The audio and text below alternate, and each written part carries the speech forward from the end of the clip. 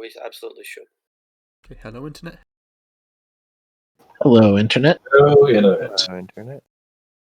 Hello, everyone, and welcome to another episode of In the Dales. Here we are, having just killed a man. Abarak of Am was a alleged arsonist. I say alleged, he's probably guilty. We picked up a bounty to kill this guy from the Zents, and we have fulfilled this bounty, thus completing the obligations of a blood oath that we had previously arranged with a inquisitor, a member of the Zentarum, a member of the Church of Bane, whose job it is to hunt down fugitives such as this one. As we fight the fires inside the Ancient Arms Inn and try to placate the owner who is devastated and the noble woman who is distraught, moving these tokens back up there.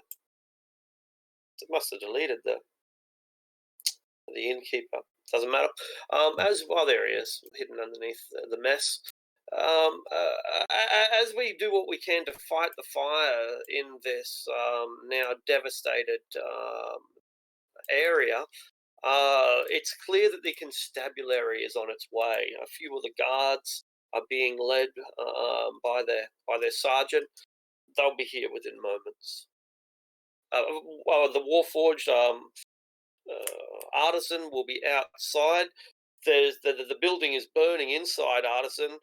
The guards are approaching from the outside, so you're probably going to be the first to be aware of the approach of the authorities while the party is really quite busy fighting the fires.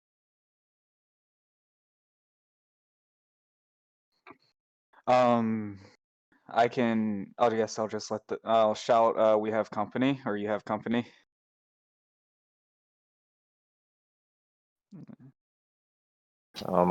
Myself and Ali still unconscious. I guess so. I stabilized them, but I don't know. Wow. Yeah. I think we're stable, we're just unconscious. Mm-hmm. So it's a scene of chaos. So many bodies, right? This is multiple, not deaths, but it's a violent conflict.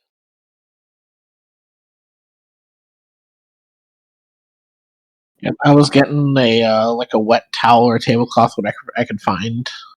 Basically getting it wet with whatever water he had behind the counter and just kind of beating the flames out. Sure. Make an insight check, just for the sake of humor. Yeah, don't soak it with alcohol. Precisely. Vodka looks a Yeah. lot like water.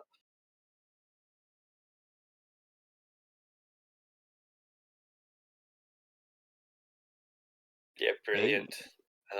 Maybe the fact that it's labelled vodka and labelled water is particularly useful. No, in any case, you grab the water, you grab the blankets, and you extinguish the fire as you can. The barkeep snaps out of his catatonic state, perhaps, and joins in and fights for his livelihood, while the noble woman can do little but save her own skin. Terrorized as she is to have witnessed such violence at such close proximity as would scald her skirt. So I think I let her outside at the end of last session. Right. Good. And so she breaks down in the kind of hysteria that a woman of her station is entitled to do. As the guards run up the path, being led by a woman who's not quite 5 feet tall. Long red hair dashes behind her, and is backed up by half a dozen burly men dressed in ring mail or with heavy cloaks hanging over their shoulders.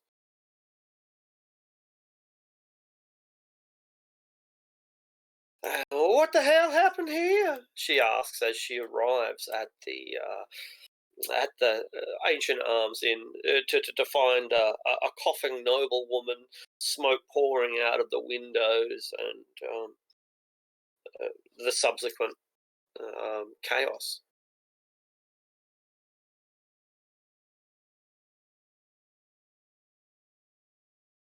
I'll say the guy started lighting things on fire and point to the. We managed to. We unfortunately had to get rid of him, but he was throwing fire all over the place. Well, never mind that. These people's hurt. We gotta get them to the temples right away. Who's on the ground? I can cure wounds 2 of them. Well, there happens to be 2 of us on the ground, myself and Ali. Unless you count Abarak as well, because he's on the ground. Yeah. Technically, he's also on the ground. I mean, I suppose if you get him up, he'll very quickly prove that what he did, he was the aggressor. Yeah. I'd rather not. I guess. Can I go ahead and cure wounds, both of them then? Yeah, absolutely. Okay. But what about him? He needs healing more than they do. They's just He was the one burned. who burned everything. Oh. I'm afraid if we were to heal him, he would just continue to start more fires and burn more people and cause more injury. He was an absolutely loose cannon, Sergeant, the barkeeper says. Mind you, this lot weren't a whole lot better, but I can confirm that villain was the instigator of this violent episode. And yet, they all played their part, Sergeant. They all played their part in the destruction of my livelihood. This fire could have spread to other buildings. It could have burned down the whole town. Teach me for giving him money. Had we not been here, your place would have been cinders. You're lucky to have anything left. Being here, he would never have done this in the first place. Your agitation was the source of his aggression. He was And looking he for would have been someone to be agitated. angry at. He would have been agitated at your next customer, and they wouldn't have been able to defend themselves. He's been residing here for half a 10 days so far and has yet to have burned down anyone until you lot walked into the door. Then why did he be aggressive with us? We didn't do anything to cause his aggression. You must have, Lady Diorali, or tell them. And she looks over at what is your character's name, Bill? Delavash. Looks over at Delavash, and she sort of seems to be fishing for, I don't know, make an insight check, I guess. I guess it's how do I blame this on the non-humans, but not him, not Dalab. Something like that. She seems to be fishing for cooperation, right? Like she's put a proposal before you, and you've said, yeah, maybe. She looks at you as if perhaps you owe her a favor now, and says, "Oh no, I don't believe that these heroes were anything but proper. In fact, it is as they say. Without them here, it could have been much worse, and I, quite frankly, have not felt comfortable at all in the presence of this rogue that I had to share a wall with." Well, ma'am, I know that you're a woman of integrity, a family that's got a good name. Ain't no way that you'd ever talk out of line. Are you sure, Mr. Archibald, that you want to get these ones involved in the problem? Well, I suppose we could come to some kind of civil agreement, where they would opt to perhaps recompensate me for the damages that have been done. I would do everything in my power to pay you back, sir. This is truly a misfortunate event that I caused. Well, how about refunding me for the White Wolf pelt then, and we'll call it even.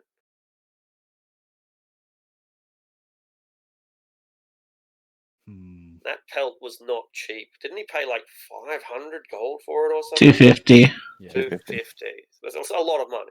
A lot of money. I don't think we have. You can buy 250. houses here for less than that. Sorry, you were saying, Silo?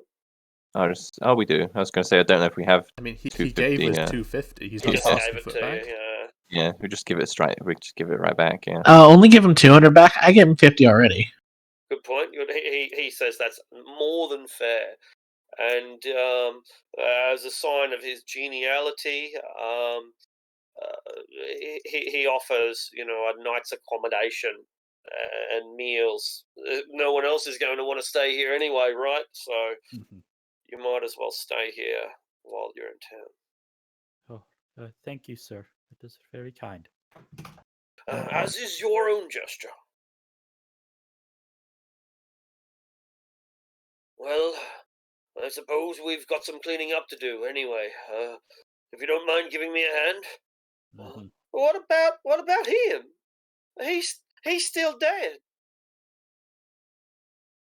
No offense, but I think he should remain dead. Oh well, boys. I suppose we gotta haul this one over to the temple. Lucky it ain't far. They pick up the corpse, and she continues the investigations. It was a death after all, and it's not just a open and shut case. I mean, it is an open and shut case, but even an open and shut case requires some level of professionalism and closure and Due diligence. Due diligence. I suppose. Mara, I'm going to whisper to Mara. Did you need anything from him to prove your thing? Not that I know of. She'll message it back to you. I suppose if the captain of the guard's interested, my character, I guess, can provide a recording of the situation from the beginning to the end. Excellent. And she is, and she looks over it not just once but twice, and then takes it away to show to the captain of the guard, to the commander. But for the record, this was the equipment that he had on him, and it's probably going to go to, inverted commas, to the government. Probably going to be confiscated by the guard, and who knows what will happen to it at that point. But there it is anyway. Did we plunder any of it? I think plunder is the right verb. Didn't we snag the book on crafting stuff from right there? Was that? Somewhere else. Yeah, that was Oh, elsewhere. that's right. That was right. That was somewhere else. My bad. I think we grabbed the spell book and the Goblin Fort note. Yeah, we must have got the Goblin Fort note because I remember sharing that. So it might be that we found this stuff, we flicked through it, we read it, we put it back. Yeah. I read it out loud so that we can get it repeated back later by our bird friend. Oh yeah. And I suppose if I had a chance, I would have taken the holy symbol. Yeah, no worries. Scorched child's skull. Oh, that's almost better to leave on him, though. Pretty damning evidence. Yeah. It's just a quirk that he does. Because he's got the other guy's holy symbol as well. What is it? Odin? Yeah. A mark of Cyric and Mask. Yeah, god of thieves, the god of murder.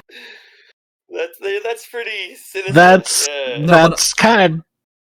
Gosh, and I thought I was the bad person in the party. Like, he doesn't worship to the symbols. He just has the symbols. That's right. I've just got a copy of Mein Kampf. It doesn't mean I read it. I was going to akin it to he attributes it like crows to shiny things, but yeah, I guess Mein Kampf works too. Yeah, it's part of my heritage. That's all. Never pass up a chance to call someone a Nazi. There we go. Good rule of thumb. The Zentarum are pretty, yeah, a Nazi corporation, perhaps. Not really, because they employ lots of monsters. Now I'm getting way too far off track, and I apologise for any offence that might have been caused. Is there like a temple or shrine to like a god of like luck or thieves in the town? No, there is only one temple. It's the Temple of Lathander. There is a shrine called the Shrine of the Eclipse, and it. Well, I guess we don't know anything about it because we've just arrived. Mm-hmm. But only one temple and a single. Oh no, there's a holy fighting pits of Tempest. That's not a temple per se, but it is a sanctified area. Also, the Grove of Maliki, if we know about that. We might not. No, you would have passed through the Botanic Gardens, and it has no signs or anything, though.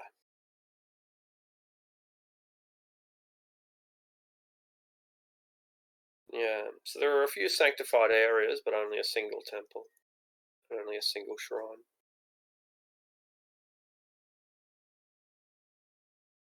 So we're just gonna help clean up here for the night and kind of pack in. I think so. Absolutely, we got here late, as I recall, and the investigation is not over instantly. It takes a while.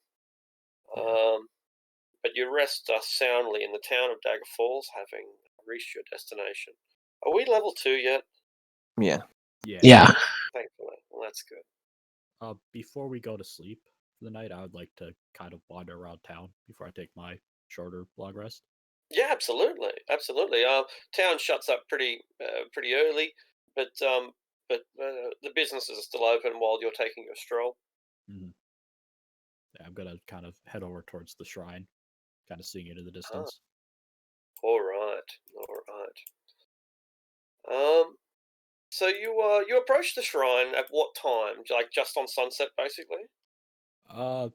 Moonrise, so a little after sunset. Moonrise, which would be just on sunset because it's the full moon only occurred a day or two ago, so maybe half an hour after, or pretty much just on sunset.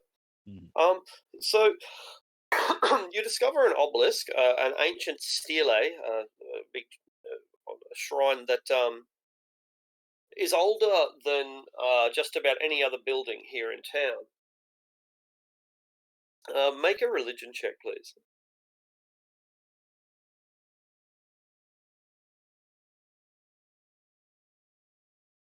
All right, and a history check.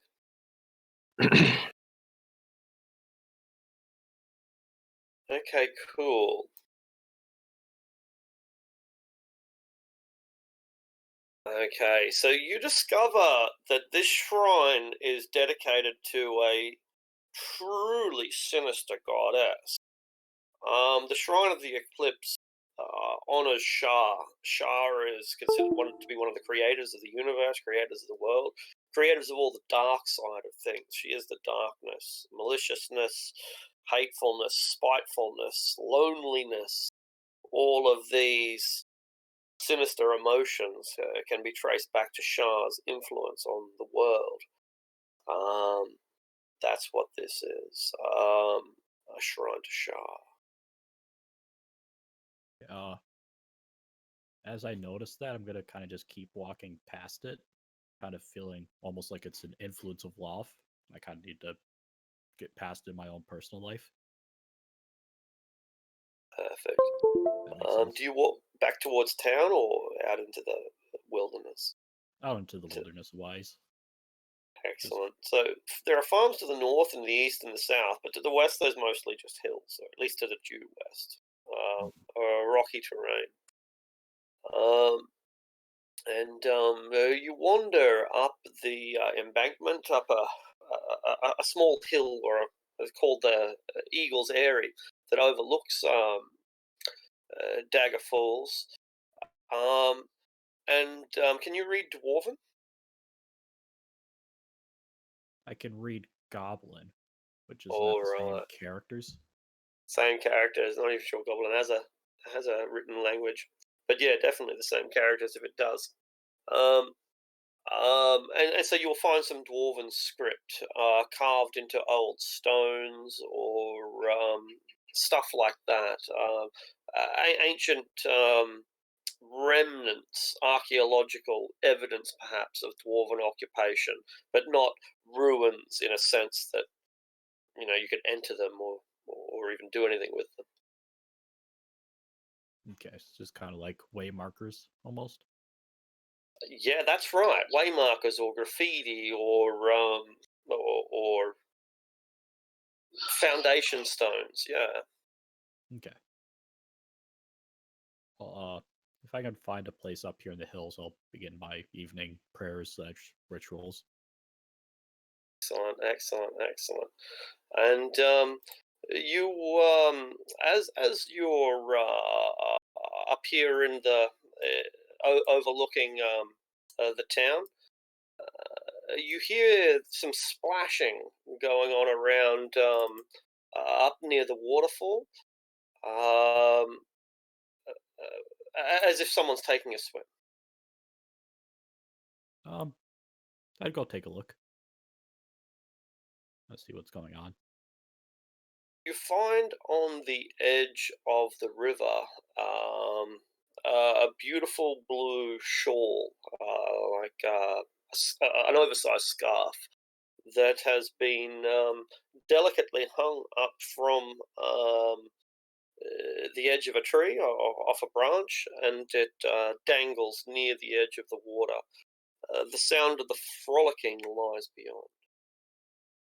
I think I'd go look at the shawl, kind of pick it up and inspect the quality. Yeah, pick up the shawl. The shawl is of magnificent quality.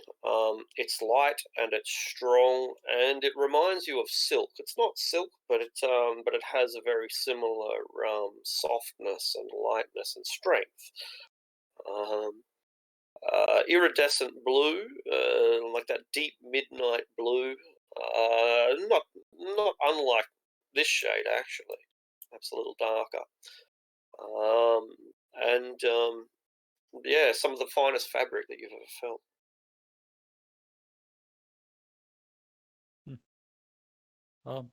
Hello there.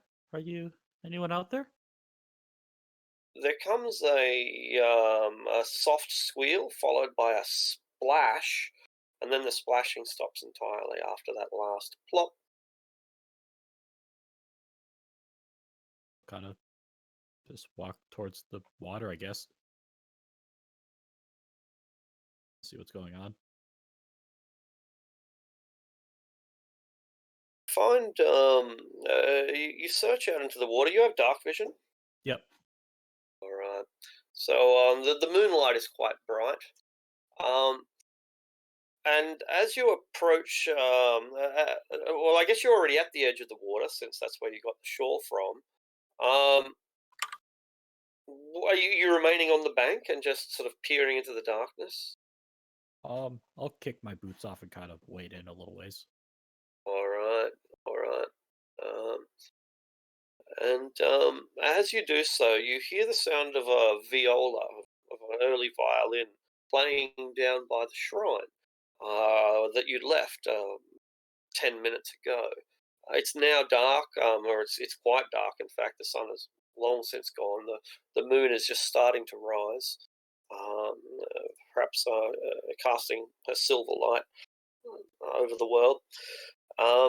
As you wade out into the water, you find a blue-skinned woman, her hair half combed and half knotted, crouching within the water, covering her nakedness, looking at you at first with fear, but then when she sees that you're carrying the shawl, with shock. Oh, hello there. Sorry, I didn't mean to disturb you. I just heard someone out here. Got me off guard. What have you done? What do you mean? What have you done? You've taken my shawl. Oh, I'm sorry. I was just looking at it. It's unbelievably soft. Where'd you get this? You've taken my shawl, and now it is yours. No, I didn't want this. I was just looking at it. Oh, You've taken my shawl. Now I am yours. No, you're not. I'll try handing her the shawl back. She takes the shawl back delicately. But what did you mean you were mine? You've taken my shawl, and now I am yours. She seems sad, almost crying, perhaps actually crying. I'm really sorry. I didn't mean to cause you any problems. I was just wandering out here in the moonlight. She sighs and looks up at you, mostly submerged within the water, covering herself now with her shawl and her long golden hair. What's your name? Who are you? She smiles a little. I was going to ask you for your name. I am Larish. I am the spirit of the water. It's a pleasure to meet you, Larish. I'm Alanoon. Alanoon Tunatala. Alanoon Dulatala. Soon I will be Larish Dulatala. What do you mean? You've taken my shawl, and now I am yours. She seems sad, but she's not crying now. Just, that fifth state of grievance. She grieves fast. Acceptance. Well, why are you mine? I don't understand. I am the spirit of the water. This is who we are. You've taken my shawl, and now I am yours. Soon we shall be one, and I shall bear your children. I don't know if it works that way. That is how it works. That is the lore of the Fae. Does it kind of all click for me now? I guess got it would. myself in. Yeah, the lore of the Fae. Yeah, you are an elf, a dark elf, but an elf all the same. Elves are, or were, once Fae themselves. So there are all sorts of strange rules in the land of the fairies. And some of them involve, kidnapping children or getting married or pledging allegiance to one spirit lord or another. There's a lot of tricksiness, a lot of difficulty navigating the world, the treacherous minefield that is Fey law. And if she says that taking her shawl bonds you in marriage to her, then who are you to say she's wrong? So, this is all confusing for me. What does this marriage truly entail for us now? You've taken my shawl, and now I am yours. I shall serve you, my husband.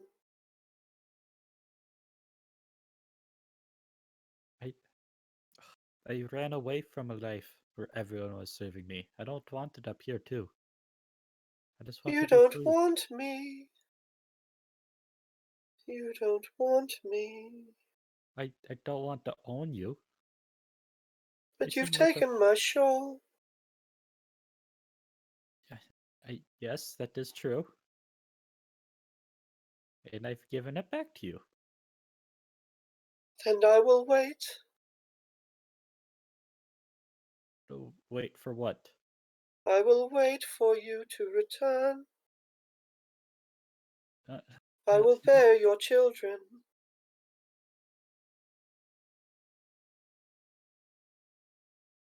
I will take your daughter away and raise her as my own.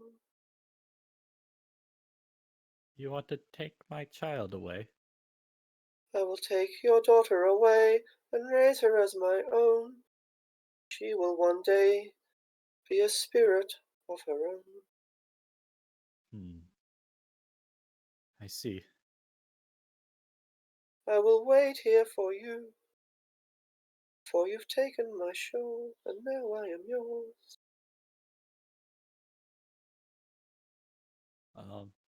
Alright, I'll return soon. Once I have things, once I understand this a little bit more. You are a very nice man. I'm not a man though. You're not a man. No? You are not a man. And how can you bear my children? That's why I was confused. But you've taken my shawl, and now I am yours. But how can I bear your children? Now she seems distraught, not sad, but anguished. I do not understand the ways this binding. Is there any way around it? Oh, I don't know. I've never heard of this before.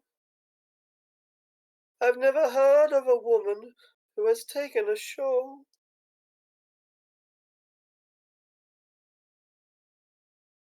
I was just looking at it for a second, admiring it. I didn't want to keep it. Does this mean for us? For my child? How can I have a child? Touches her belly mournfully.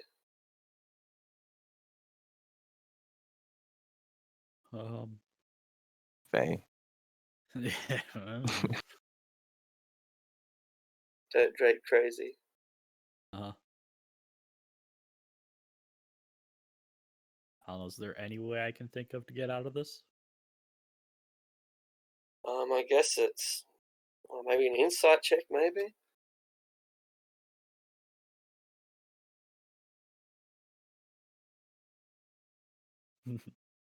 Not with a 4. No.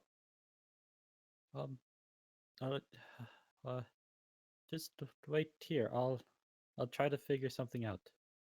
I shall wait for you. What if you gave the shawl to someone else? What would happen then? You've taken my shawl.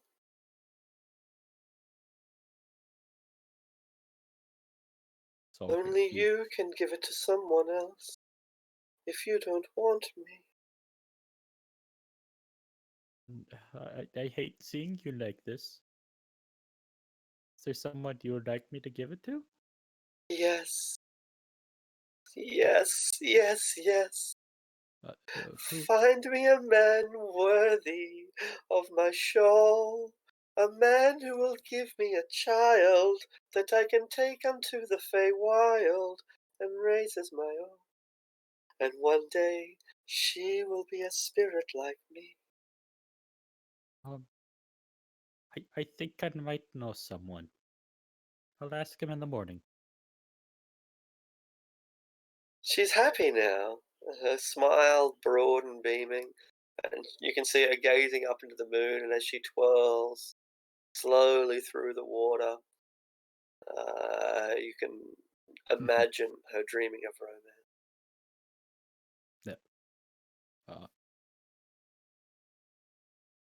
Yeah, kind of distraught by the whole thing. I'll kind of forget about my own prompt or my own rituals for the night and head back past the shrine. And as you do, you will find that the viola player is there in the moon shadow of the shrine. A fair-skinned woman, almost alabaster-skinned. Her dark hair, in stark contrast to that skin, is playing a majestic, haunting tune. An old classical Baroque piece that stirs the soul and is as complex as it is hauntingly beautiful. I guess I'd listen for a bit. She seems like she's going to play all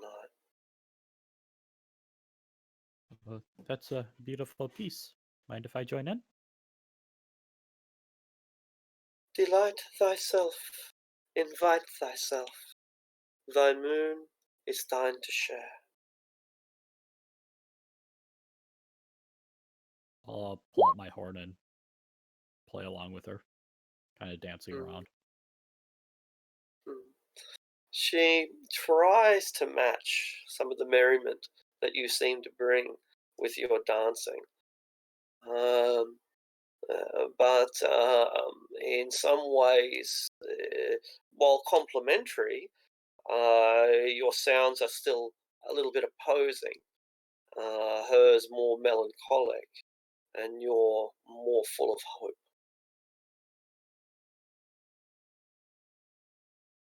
From whence hast thou come? It's complicated. The easy answer is far to the west. Far unto the west, but beneath thy feet, perchance. Yes, exactly. Bringeth thee unto thine ye old town. What bringeth thee to ye old town of Merrydale? I'm on a pilgrimage of sort, trying to prove to the world that my kind are not all as evil as some are. That some of us can be good. Thou art a paragon, then. I suppose so. Be thee at rest, for you find yourself thy shrine of thy eclipse, which honoureth both the light and the dark, which be within ye, as it be within thine. I suppose so.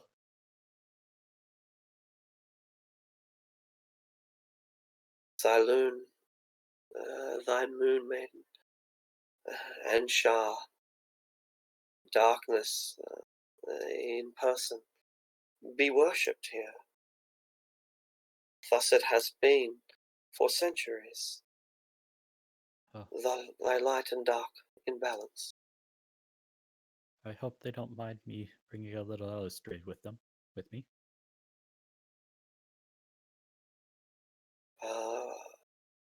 Perchance, I think not. At least, Saloon inviteth thee. Yet Shah would gladly snuff out what light you bring here. But how can darkness exist without light? For the two sisters give each other definition. Truer words may never have been spoken.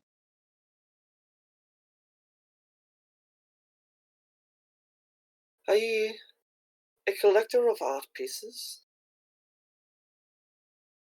Not exactly, but it is in my vows to always give to artists to help them live, to buy when capable.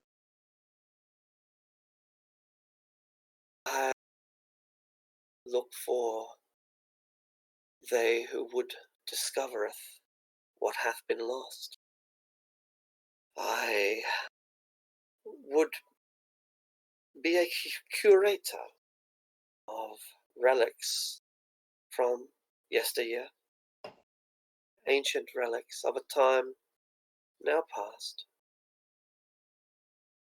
that relateth to when this town had a different name. For it were not always called Daggerdale or Dagger Falls. In days yonder past, we called her Merrydale, a town of smiles, eternal, of friends, families, gay and friendly. But not any more.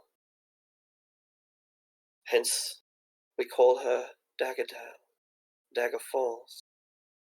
For here, this is a land of daggers, a land of blades, a land of blood.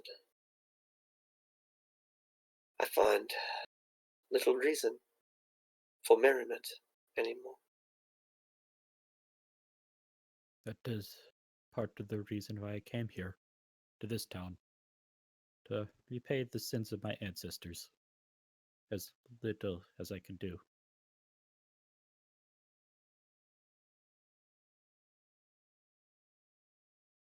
Be thou able to repay the dead.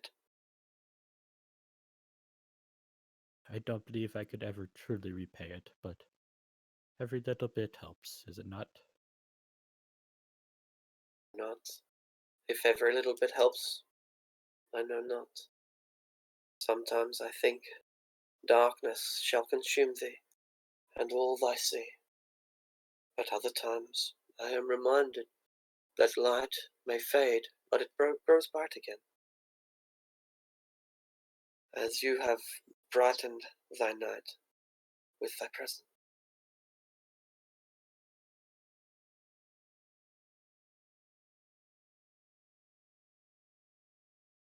At this point, I'm just ready to kind of dance and play music the rest of the night.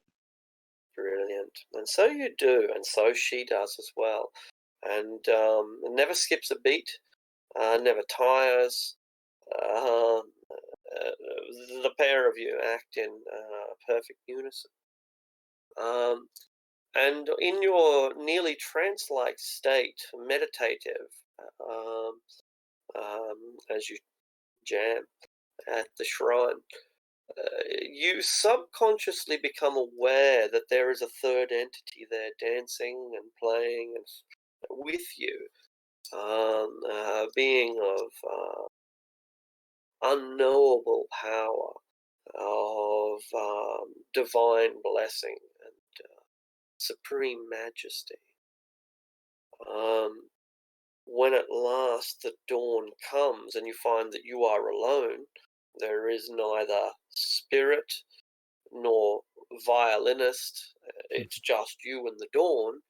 You feel invested with a great deal of power that has turned you into a beacon,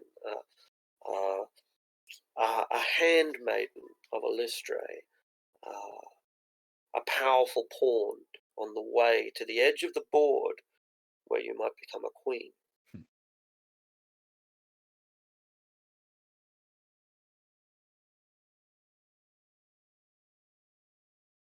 That's how you get Eldritch Blast, yeah.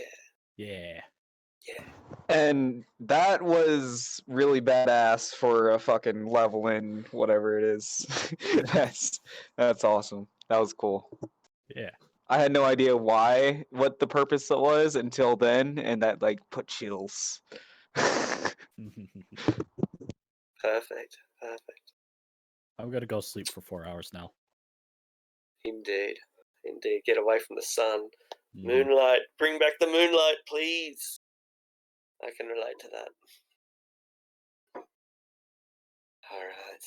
And when dawn comes, it brings with it harmonies, hymns, or maybe disharmonies.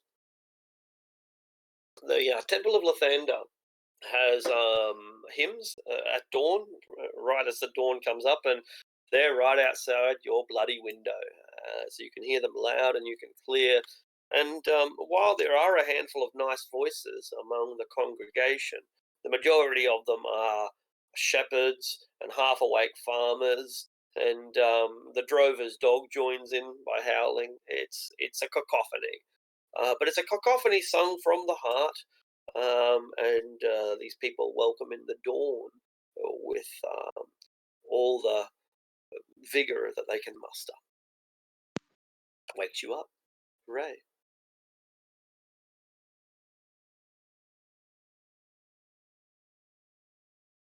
Throughout the night, I just want to note that I wanted to be casting the mending cantrip as much as I can across the place. Like fixing people's gutters and stuff. Mainly the what I could repair in the building, and I guess through town as well. I guess you could say. Yeah, Absolutely. At one stage, someone comes out and he's got literally got an axe in his hand. He comes out in his nightshirt with his little nightcap. The dude's probably 50, big grey beard. Oh, what are you doing out here? He looks at you and tries to make out what you are. There's a golem! A golem! And I just like hold up my hand and say watch. And I guess the reason I was outside his house because there was a gutter. I'm just Yeah. gonna touch the gutter or whatever, and it's going to Ooh. mend. And then I'm just going to walk away without saying anything to the next house. I'm not paying you for that. Not asking Margarine, you come to. and have a look at this. That golem, it fixed our guttering. Oh, well, leave it out a pair of shoes or maybe a cup of milk or something for its supper. Good idea. And so they do. They leave you a little pair of booties, some biscuits. And when the dogs eat them in the night, they come back the next morning and they're like, well, I guess the fairies must have appreciated the gift.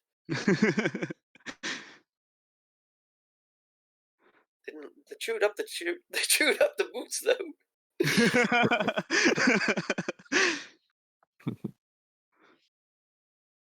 All right. I would have put it past fairies to actually do that, though. There you go.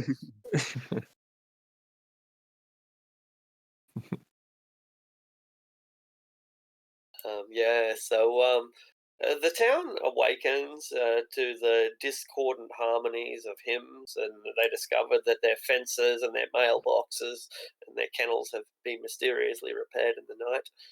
And people put it down to full moon antics. They're obviously very happy about it. It just kind of justifies their belief in elven culture, which is very strong around here. It's the basis of their own culture, in fact. All of those little rituals, such as keeping a clean and tidy garden and not hurting animals, and letting birds sing outside your window in the morning, things like that, not squashing spiders. All of these little actions are justified, and the fairies have rewarded us. For the rest of you, there's not much in the way of breakfast. Poor Archibald is unable to put on his usual spreads, but there is cold meats and hot water and some Daggerdale draft to wash it down for those of you who drink beer for breakfast. It's not it's a meal, but it's not cooked.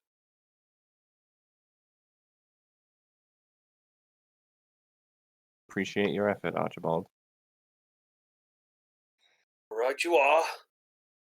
And clears away the some of the tables and picks a spot where he's going to put his taxidermized white wolf pelt once it's done.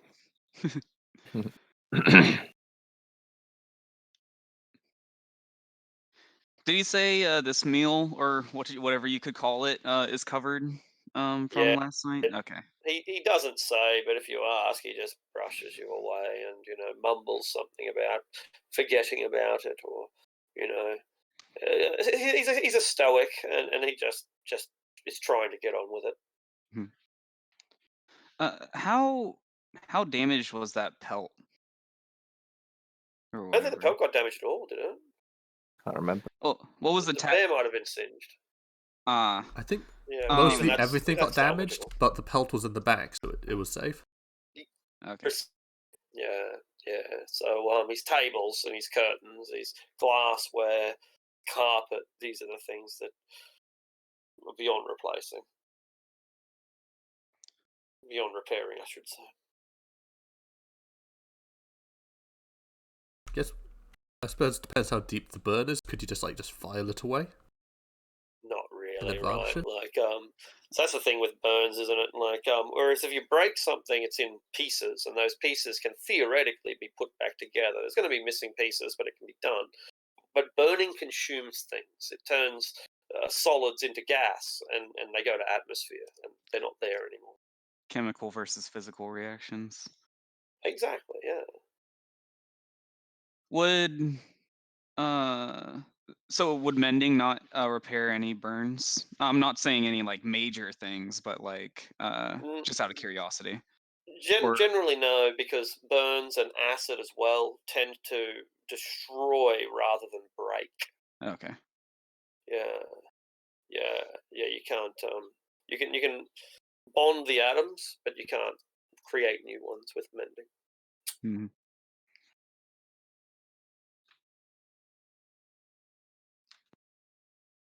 Then, what time would you say it is? It's morning. It's dawn. And you can remain in bed for as long as you want. You don't have to get up, but it's dawn right now. So, looking at the agenda, we still need to meet with the Lord and verify the ownership of these goods that we took from the Old Fort Inn, as well as inform him of the inn's fate. But it's a bit early for that, I think. So I guess we have a few hours to enjoy the town. I suppose my cat, he'll just walk around and just verify that there aren't any temples to either of the two gods of the holy symbols he's got, and then go back to the party. Hi, do you have a temple to Cyric? He's not going to ask, he's just going to look for the symbols, and if there's a building with the symbols on, go inside. Ain't no temple to the god of murder, but I could make one, says the guy as he kills you. I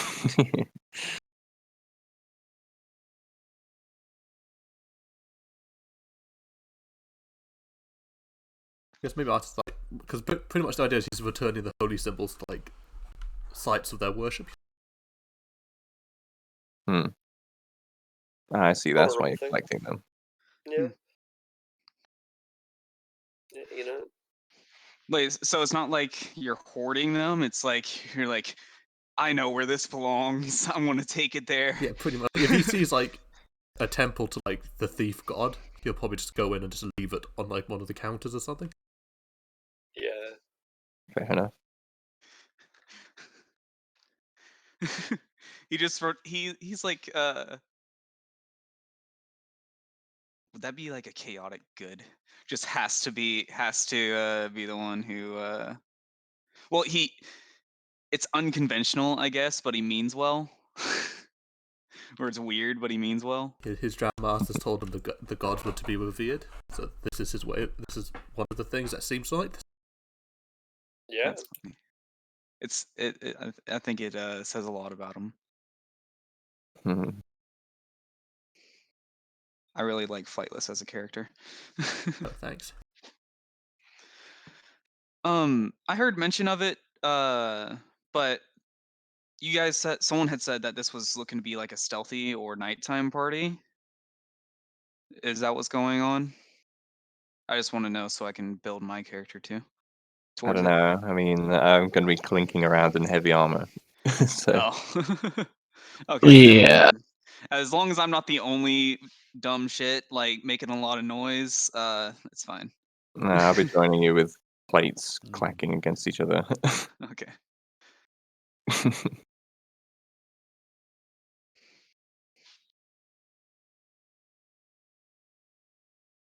Yeah, we have a few hours, I think, before we should bother the Lord. What should we do?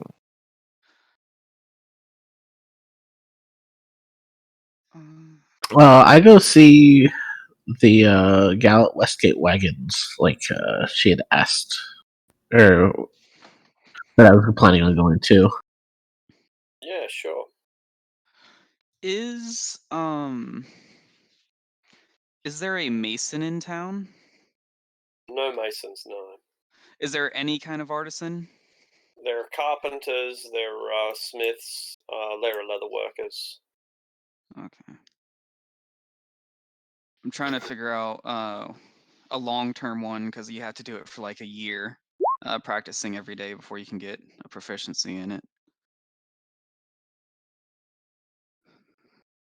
Trying to get an apprenticeship. Yeah. And you can also practice during long rests too.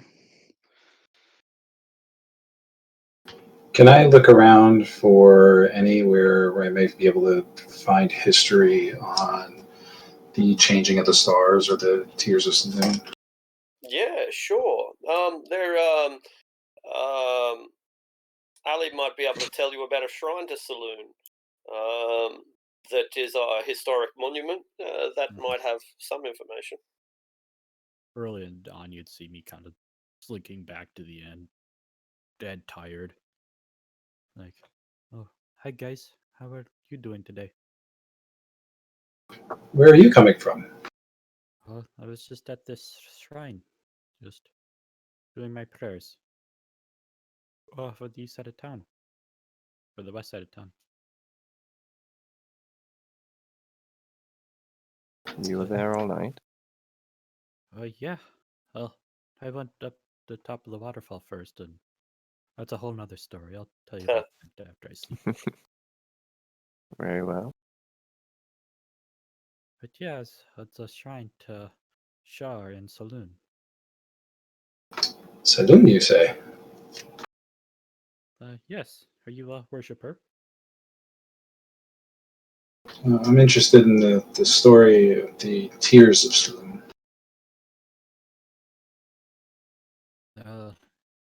I kind of know the story, or the old stories, but it seems to have been told differently, I'm guessing, based on where we grew up. I'm trying to find more information about the changing of the stars. Oh, the stars have been changing. They had, and they believe they are changing again. Oh, well, I've only seen them like 5 times now, so every time they are more beautiful than the last.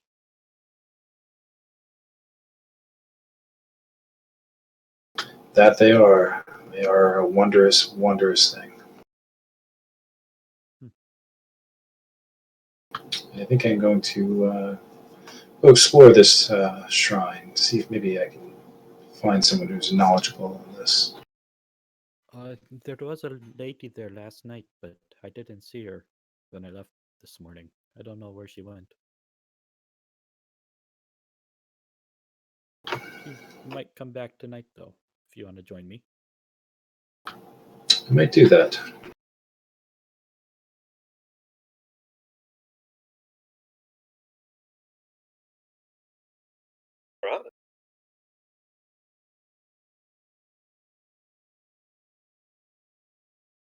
Right. All right. So you're able to take things at your own pace, and if that means doing nothing in this town all day until nightfall, then this is a good town to do nothing in. It has no parades, it has no special events, or at least ones any that might have happened a few days ago. There was a festival for the spring dawning festival happened at the start of the month, but you missed it by a few days. And things have gone back to normal since then. Yeah.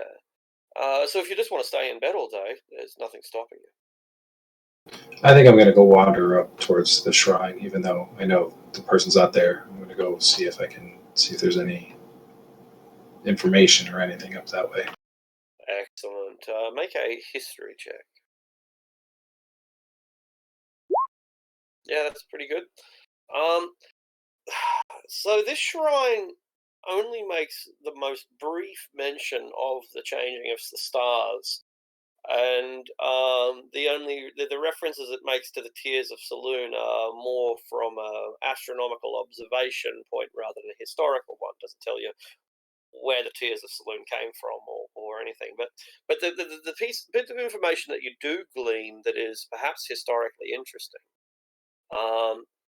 First of all, relating to the Tears of Saloon, are the stele, which is covered in historical references. It's a historical record in the way like Trajan's column. It can be considered to be one. Anyway, some of the things it does cover is that when the Tears of Saloon first appeared and fell, they created the Sea of Fallen Stars, and the Sea of Fallen Stars, which lies to the south, gets its name from the fact that it was created when the Tears of Saloon fell to Earth. You can find the Inner Sea dominating the map right here. It's not that far away from us in the grand scheme of things. Cormier and Sembia are among a dozen nations that share a shoreline with the Sea of Fallen Stars, which was created when the moon fell from the sky. In relation to the changing of the stars, however, as mentioned, only a single reference is given. And that reference is that the information on this stele has been compiled exclusively from records found in Eternus, which lies almost due southeast from here, almost due 100 miles. Yeah, it doesn't say what Eternus is, but it does say that there is a calendar at Eternus, which dates back to a time before the changing of the stars. Interesting.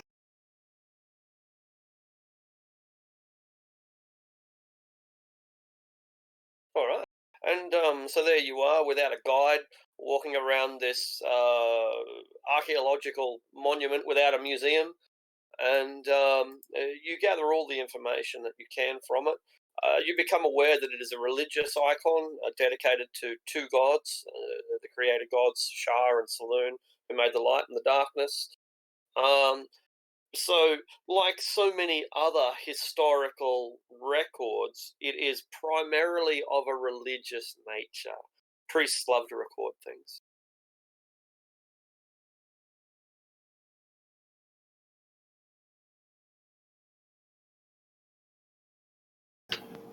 All right. Get my fill, and I will meditate for a while at the shrine before heading back to the party. Excellent.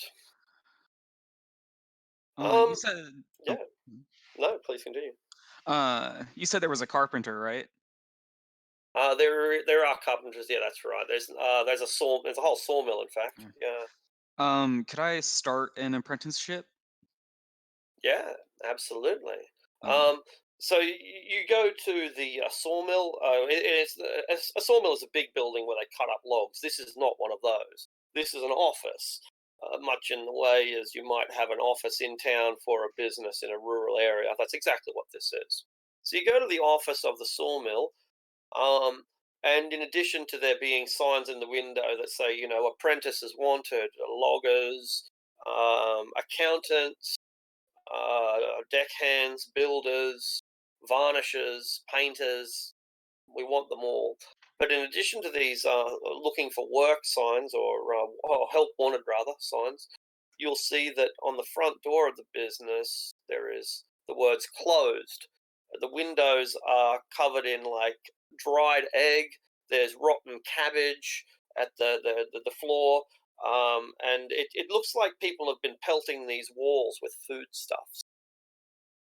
Closed. But even though it says closed, there's a dude in there, a young fellow, young and handsome, 30 years old anyway, if that's young. They're probably younger than that, 25.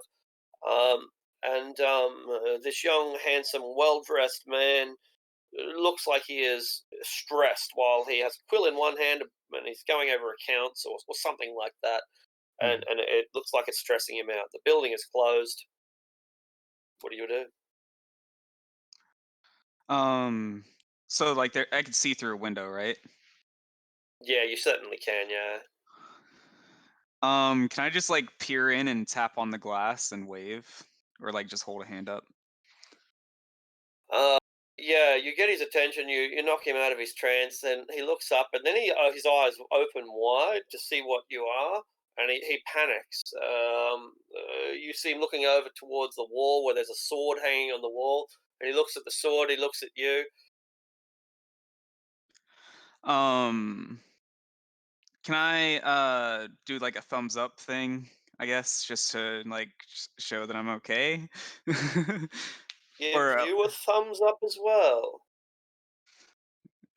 And he points towards the sign on the door, which says that they're closed. can I point to the one that says apprentice?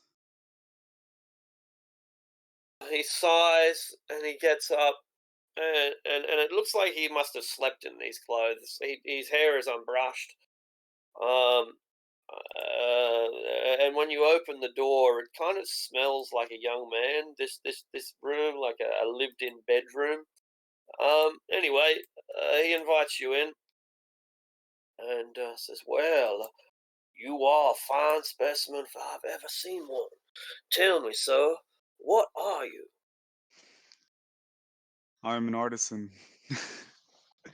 um, I don't think your kind has ever run into us, but the dwarves made us a long time ago. Oh, you've been made by the dwarves. Well, that would explain that why you were built to last. Well, what can I do for you, mister?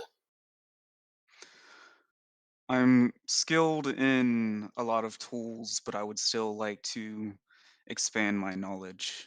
Uh, while it hasn't been at the forefront of what's necessary, I would like to become a carpenter's apprentice.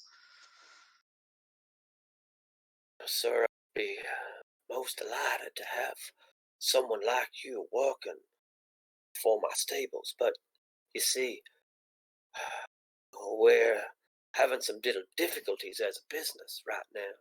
We've been unable to get any more timber in, so there ain't going to be much more building, ain't going to be much more carpentry until we get our business up and running again. I think I may know a group who can help me with that. Oh, Do you know why you aren't receiving wood? you're not local, are you? I guess I don't need to ask that. I would have seen you before if you'd been here longer than a couple of days. Well, my business has been involved in a very unfortunate accident recently.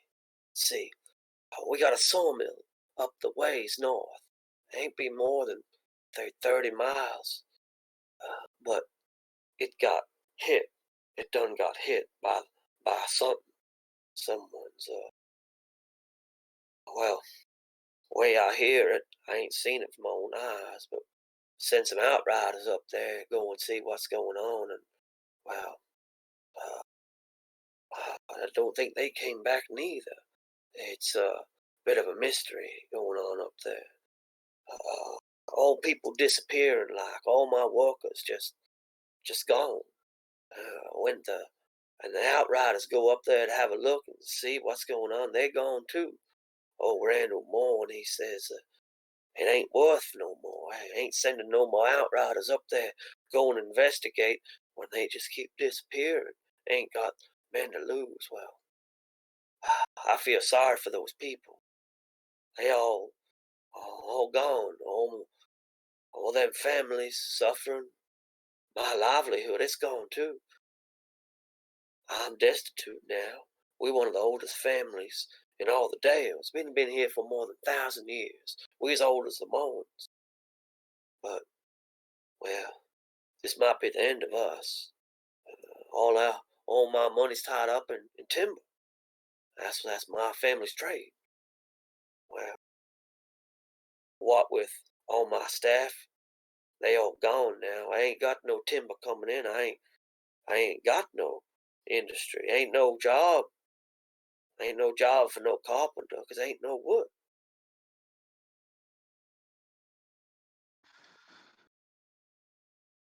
If we do solve this for you, you said you would take me as an apprentice. So if anyone can get my lumber mill up and running, I got 10 tons of lumber. That's going to be first that comes up. If it's going to be theirs. Hmm. That's how serious I am. If I go all year without making money, well, it's gonna be bad for the economy. I won't be the only one that's hurt. Um, I guess I'll just nod and then I'll see myself out. He goes up and locks the door behind you. Well, that was a sight to see.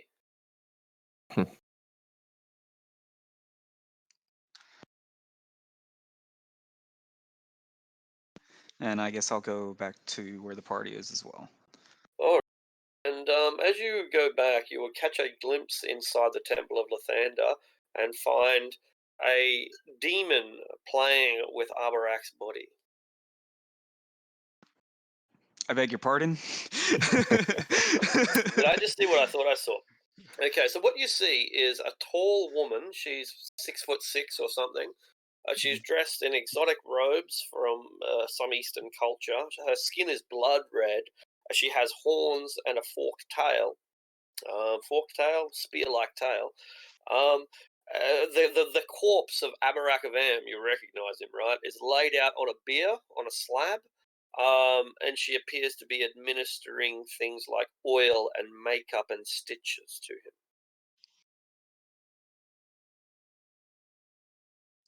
I guess I'll just shrug and keep going. Absolutely. I was literally made on a table, so I guess it's not that much of a meh for me. So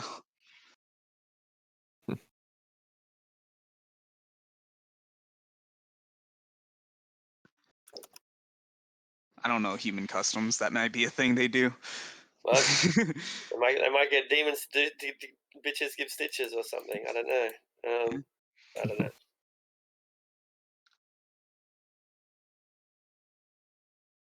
So you go back to the Ancient Arms Inn, where you find that things have been cleaned up, and with the party being the only patrons apart from Lady Diorali, it's easy for you to congregate if you want to.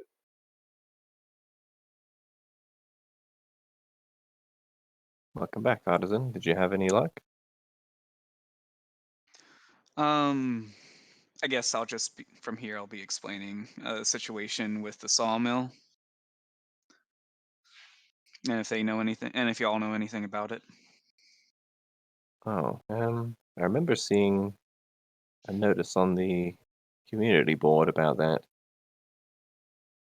So according to him, people go up there and just disappear. Yes, and everyone that they've sent so far appears to have. They have no idea what's happening. Well, I would certainly be up for investigating. Can't allow something like that to continue.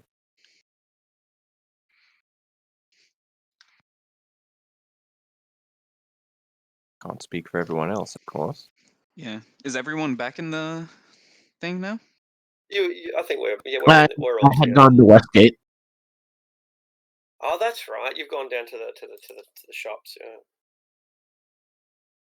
Well, she had told me to meet her, or I said I was going to meet her with her the next day. All right, that's perfect. Yeah. So, Artisan, or those of you with Artisan, is there anything that you discuss about what he's seen or that you've collectively seen? Just that I'd be down for heading up there. Excellent. Yes, if people are disappearing, I'll come help. Also, I will become an apprentice if we do get the lumber supply running again, and there's also a large amount of lumber that is guaranteed to the persons who solve the issue.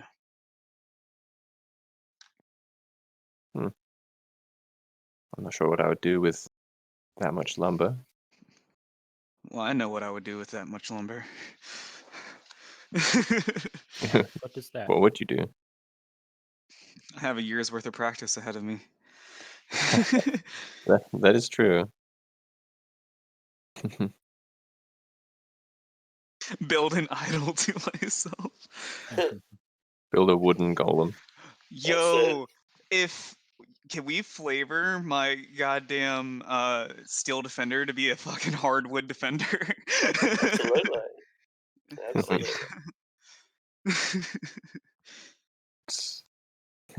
Gods help us.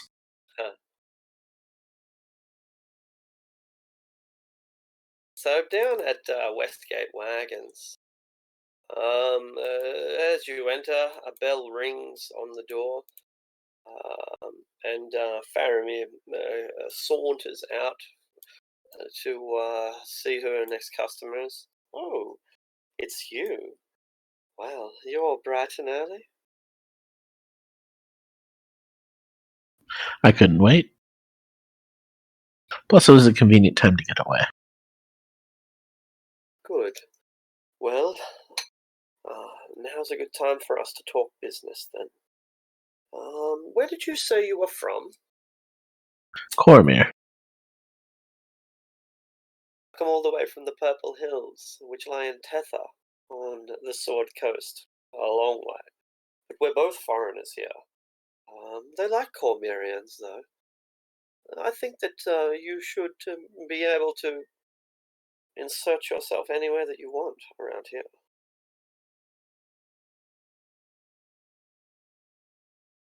That should be good. However, to find the best place to insert oneself, that's the trick. Well, that is where my guiding hand can come in. I am currently looking for people willing to work beneath me.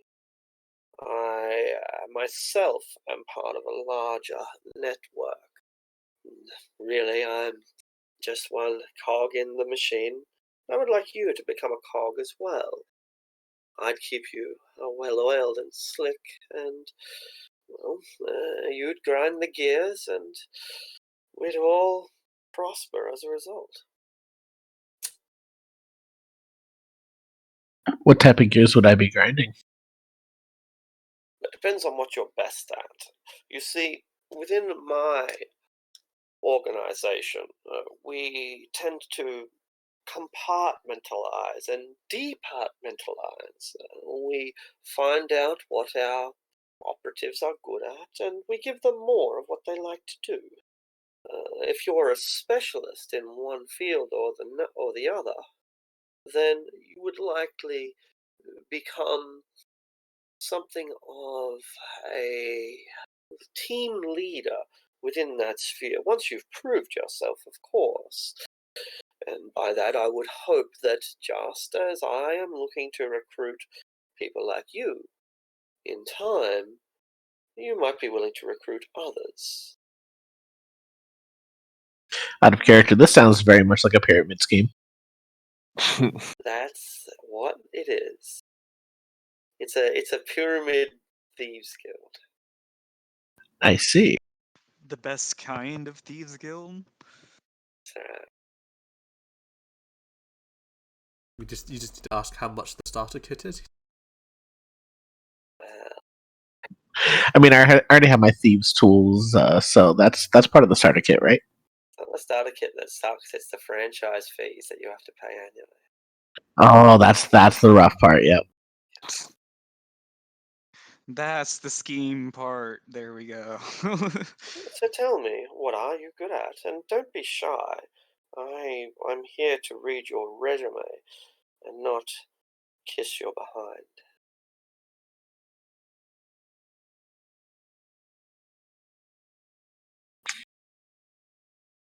Well, despite coming from Cormir, I do know how to get my way into places that some may not welcome me.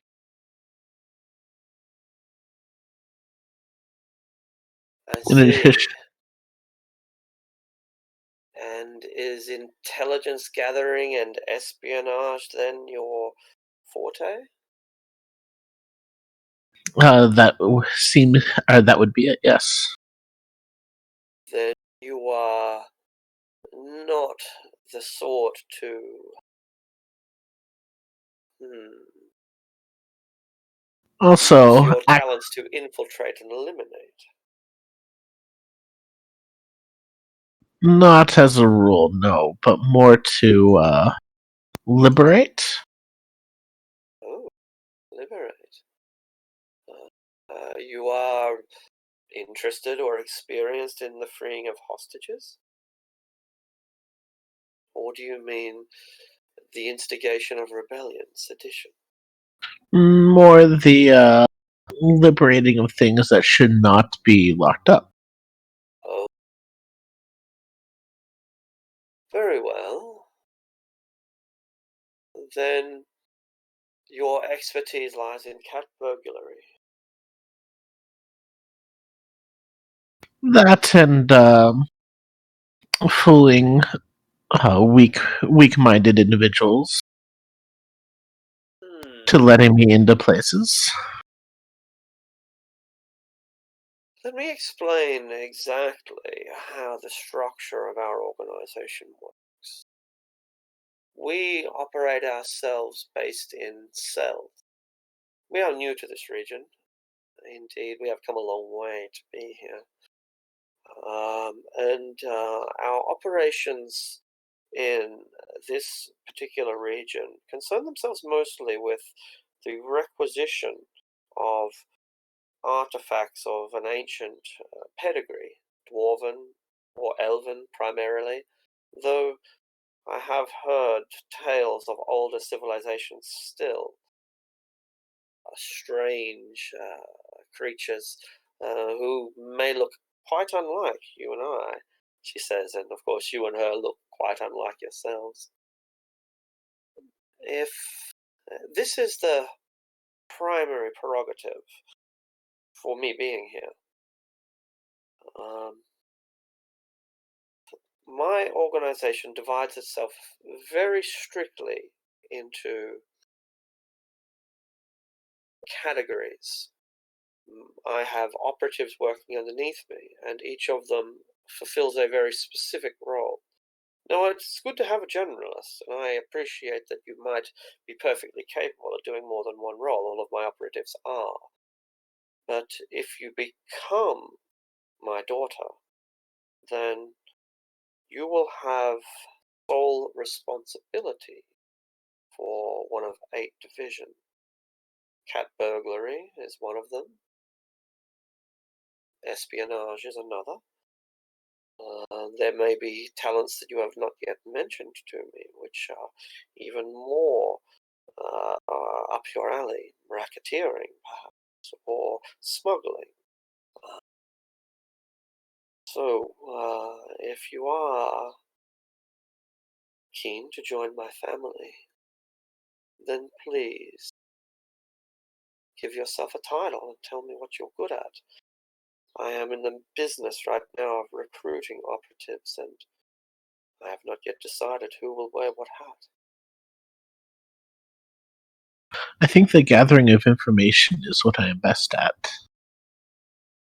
Plus, and I'll cast that, it is hard for them to tell who, it would be hard for them to tell who to blame when I disappear. She reaches up and tries to touch your face, to which you will have to bend down to do, no matter how high she reaches. Do you lower yourself to her grip? I do. I have never met someone who truly understood that beauty is skin deep. You will be perfect. Espionage, then. Welcome, my friend, to the Shadow Thieves. Thank you. She gives you a soft silk mask, a figure of 8 bandit mask, and a long stiletto made of silver. A beautiful weapon. And wraps the dagger in the silk and says, "As my master of espionage, I don't think I need to tell you what to do. You know our primary prerogatives, that are the acquisition of ancient treasures, but I'm sure that you're clever enough to know that any information on any organization or individual is power. Bring me all that you find, and together we shall bring a new dynasty of power to this unclaimed land. Very well.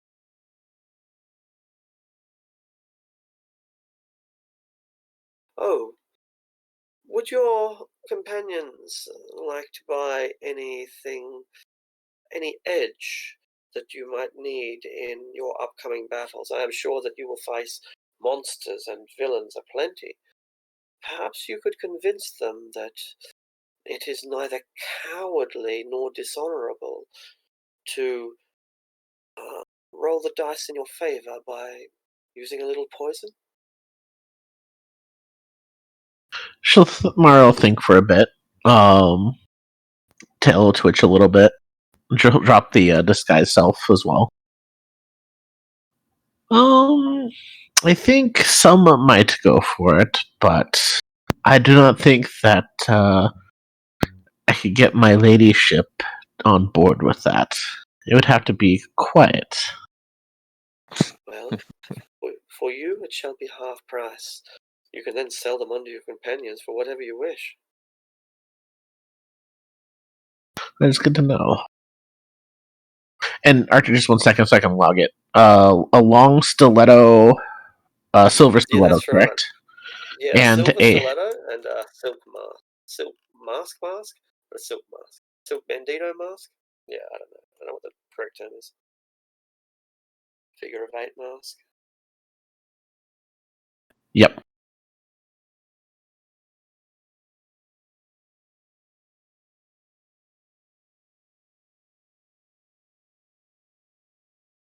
All right. And I will say I will return when I have information for you.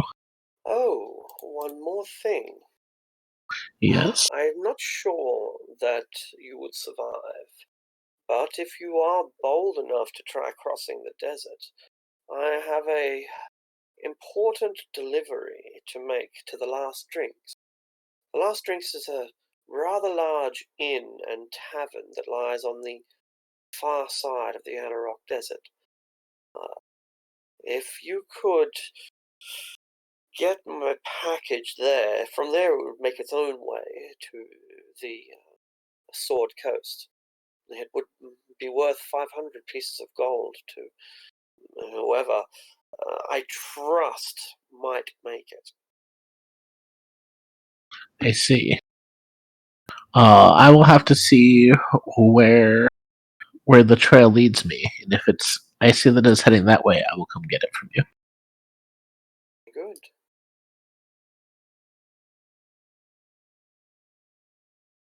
Secret quest discovered. Lol. How often does that one get discovered? It's just been made today. Oh, lol. I think the symbol on the mask And- might match the symbol on the holy symbol that I have from Odin. Yeah, it is identical to the mask that he brings back. And any research that you might do into masks would reveal that the dagger driven through the eye of the mask is the actual symbol, particularly if it's driven through the mask into a gold coin beneath. That's if you want to get all elite and proper. Correct. That's right. Oh, you assume I have that out? I put it away. I was going to say, does Milo like have it out at all? Oh no. Flightless smells it. He's like, artifact to Nope. a god. I do buy some things while I'm here, just out of the player's handbook. Yeah, Absolutely. Yeah. because I have to have a valid reason for coming. Yeah. If it's made of leather, it's half price. All right. Can I? They probably won't buy my current leather armor, would they? At a quarter price, yeah. So 1 gold, 2 silver, 5 copper. Something, yeah, right, yeah. And then turn it into probably strips of leather and reapply it somewhere else. All right.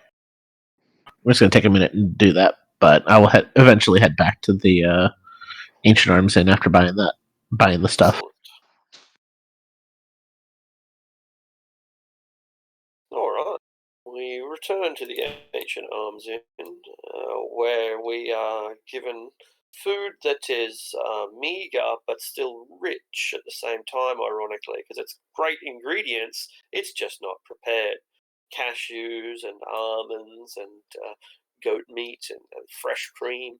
But I suppose put it all on a piece of bread or in a bowl or something, and away we go. Did you get what you need, Mara? I did, and I'll pull out like the sealing wax and vials and just all kinds of utility stuff that I'm starting to like rearrange in my bag. Good, good.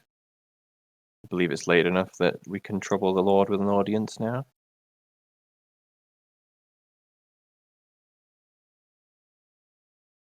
I'll stand up and prepare to leave.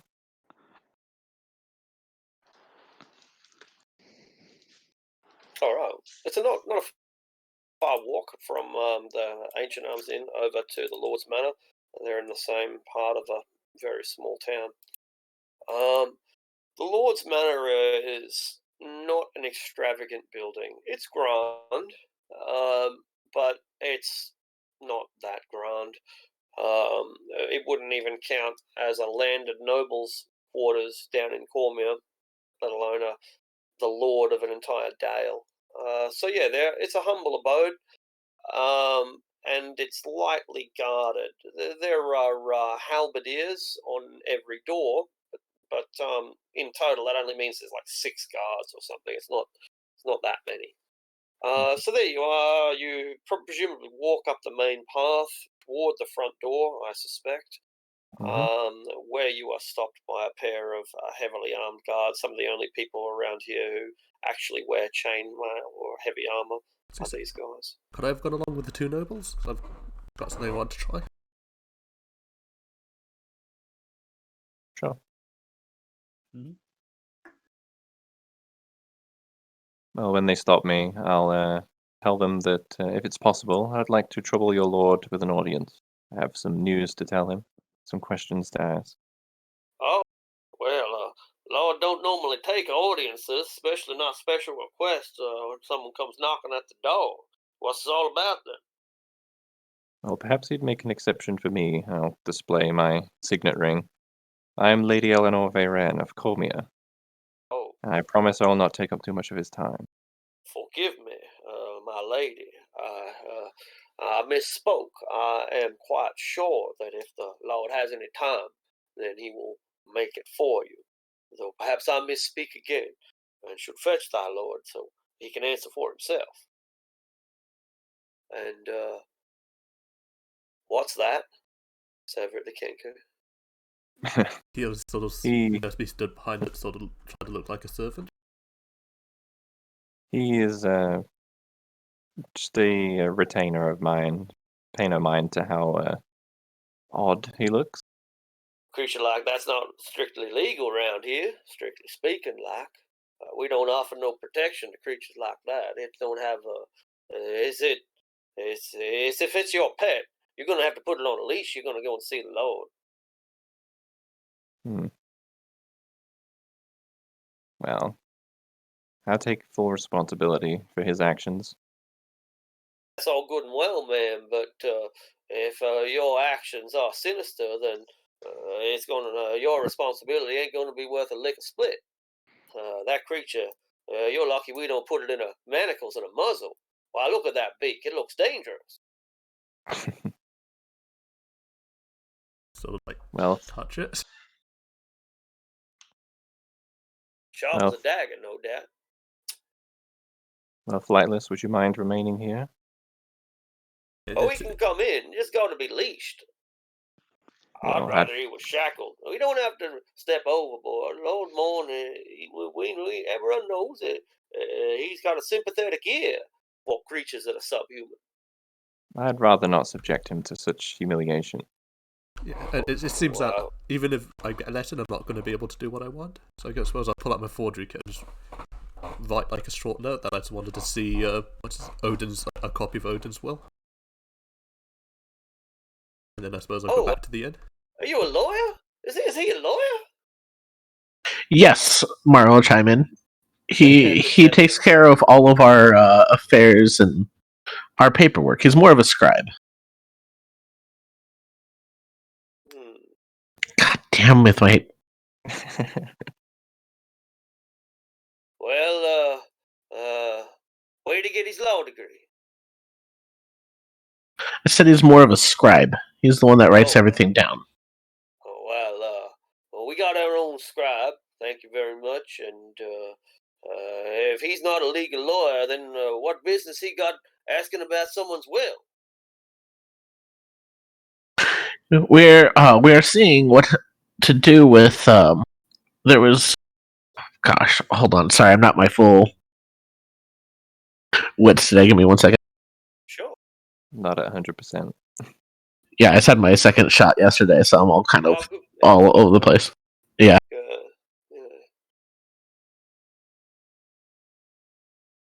Yeah. Oh well. So we're seeing. We have found Odin unfortunately dead when we passed through the inn. Yes. Yesterday. Or day before, yesterday. Oh. And so we are seeing what should be done with the stuff from his place. Oh, so he's like the coroner then. No, he handles all of the ladies, and I'll gesture towards Eleanor's paperwork. All the ladies, full stop. Okay.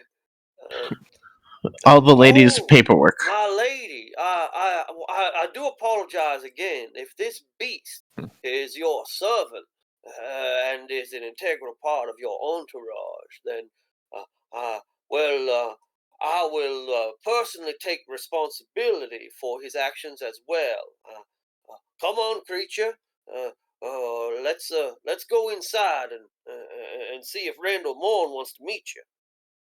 Grabs the bird by the scruff of its feathers. Careful, he's quite timid and will freeze up. Oh, I'm sure that he'll calm down in Randall Morn's presence. Give him a bit of a shaking. Have to invite the rest of you. I guess just sort of follows along as he gets pulled. He looks over at Allie. Oh, ma'am, you're part of the entourage too? That is correct. Oh, well, I see. He kind of looks like he's made a mistake, like fucked up in some way, but it's too late now. What were you saying, Ellie? He's let one peasant in.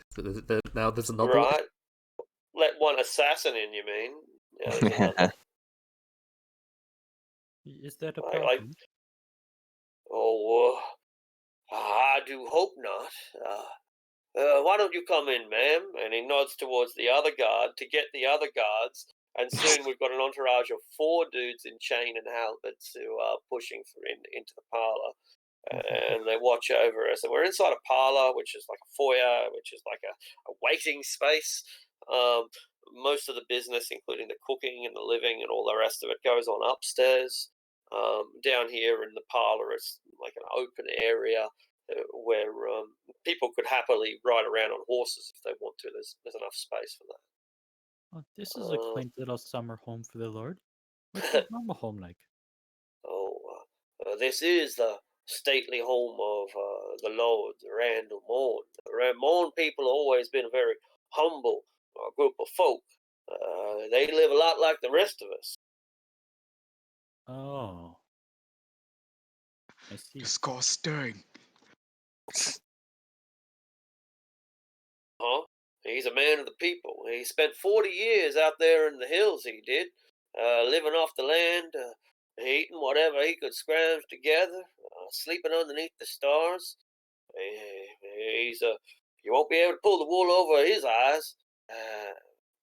He says what's what, he calls it like it is. Oh, sounds like my kind of person. Yeah. But instead of a rugged old man of the hills, the person that comes down and takes command is a girl. She's probably a teenager, though she might be in her early 20s. And she walks down with a practiced gait, stately and strong and commanding. You notice that she has a pair of blades at her side, and she's wearing a suit of brigadine, which is a cross between leather and little bits of little bits of metal as well. Well, who are you all, and what brought you here? Well, we were hoping to meet with Lord Randall Morn.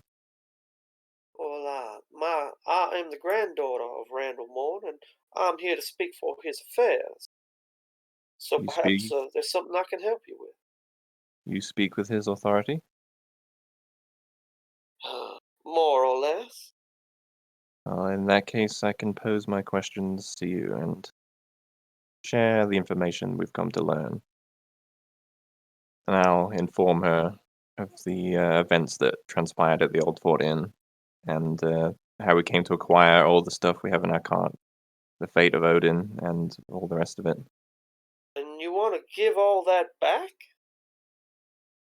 If it has a rightful owner. Golly, how long have you been doing this? I mean, traipsing around and doing mercenary work. Oh, well, I wouldn't call it mercenary work, per se. I guess not. You ain't taking no payment, are you? Well, not, I suppose not. It would be nice, I suppose, to get a portion of this, of the things that we found. But if the Lord would prefer that it all be added to the town's coffers, then so be it. Honorable and honest and forthright of you. Say, y'all a chartered adventuring band? We are not. We are traveling companions. We've Thinking only of been sticking around together. together? Is this going to be some kind of permanent arrangement where you all head out into the hills and find some kind of situation and then do the right thing uh, by everyone? Well, to tell the truth, I never thought I'd have such a colorful band. But it seems to be that way. Well, I guess we'll look into the historical records, but I don't think that fella down at Old Fort was from round here. I'm pretty sure he only been in town a couple of months at most. He did mention that he came from the Sword Coast. Well, there you have it Well, then. also that his employer brought him out, but he was quite hush-hush on who that was. Oh, well, that should be easy enough to find. After all, that's on my granddaddy's land. It's all my granddaddy's land. So there must be some record of who owns it, and it doesn't take them long to find it. Ah, here we are. Well, it says here that uh, the building's the property of Westgate Wagons. I suppose that means what's in there must be too. Oh, very well then. Oh, well, I'll go and send a messenger to inform Westgate Wagons of this discovery. I can go ahead and do that. I know where they are. Oh, well, sure. Uh, that'd be dandy. I'll get it all printed up, legal, like, of course, stamped and official. But I'm sure she'd appreciate hearing from it, person to person, rather than in the mail. Yep. I shall go and tell her if it's okay with your leadership, and I'll bow to Eleanor. Sure, go ahead and inform her of what we've learned. Hell, well, this is quite an introduction. I would think Granddaddy would be delighted if you people would sign yourselves a charter here in Dagger Falls. See, we don't have a lot of chartered venturing bands around here, and we tend to give a real close eye to the ones that come along. Don't want to give everyone the official endorsement. Now, you can't stop people from robbing tombs, from trying to steal relics and sell them on the black market. Can't stop that. That don't mean you have to endorse it, like. But your actions, why, they seem positively divine. And I really think that people here in Dagger Falls could benefit by a couple of folks with your attitude getting around. Well, you flatter me. Flatter all of us. I must admit that having a charter would make it much easier for us to be accepted, considering the nature of myself and my companions. But of course, I can't speak for them. I'll go turn to each person in turn. Yeah, this seems like a wonderful group. I'd be very happy to help you bring peace to the area. I also would like to accompany.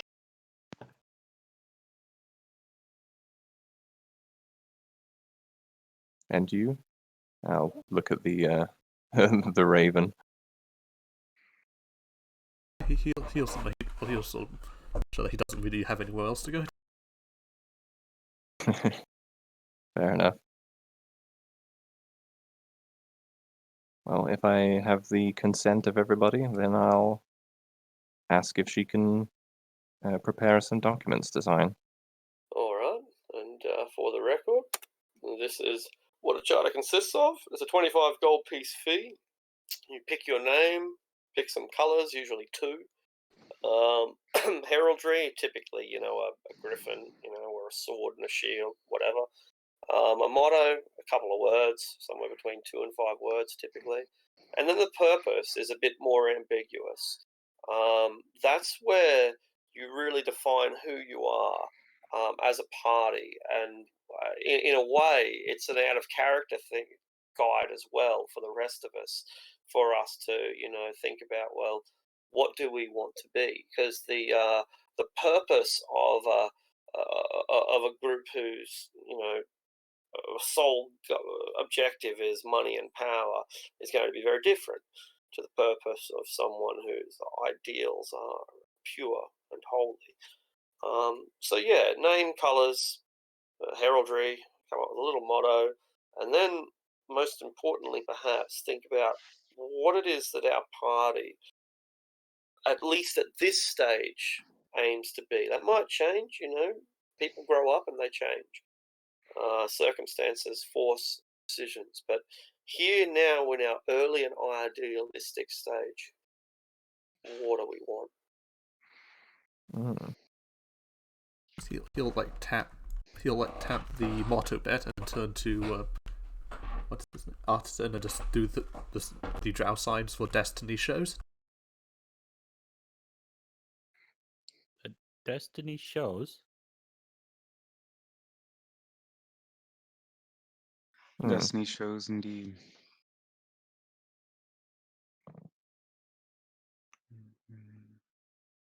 Wouldn't be against something like that. Mm-hmm.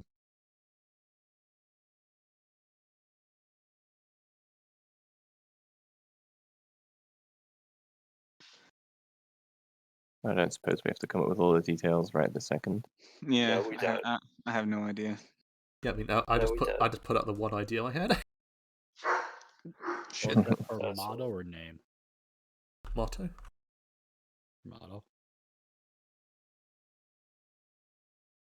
Okay. Because I wouldn't be too opposed to just the heraldry being the very like heraldry. Mm-hmm. I was thinking something on like a starry night sky. Yeah, I think collaboratively we can come up with something which has a little bit of us in all of the elements. Mm-hmm. I want a hammer in the logo. That's pretty much it. Smith's Just a hammer. small No. back hammer in the corner. Like a small Smith's hammer, like in the bottom left corner. That's it. Hammer and stars. There we go. Yeah, Maybe a perhaps if- moon. Can we have No? a sickle to Yeah. go with the hammer? Yeah, let's go. Aye, comrade. Oh, oi. Have you read Perhaps, Daggerdale?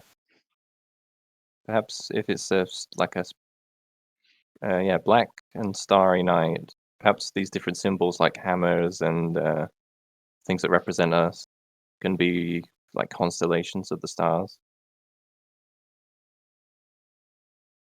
Okay. It's like a hammer made of stars for artisan.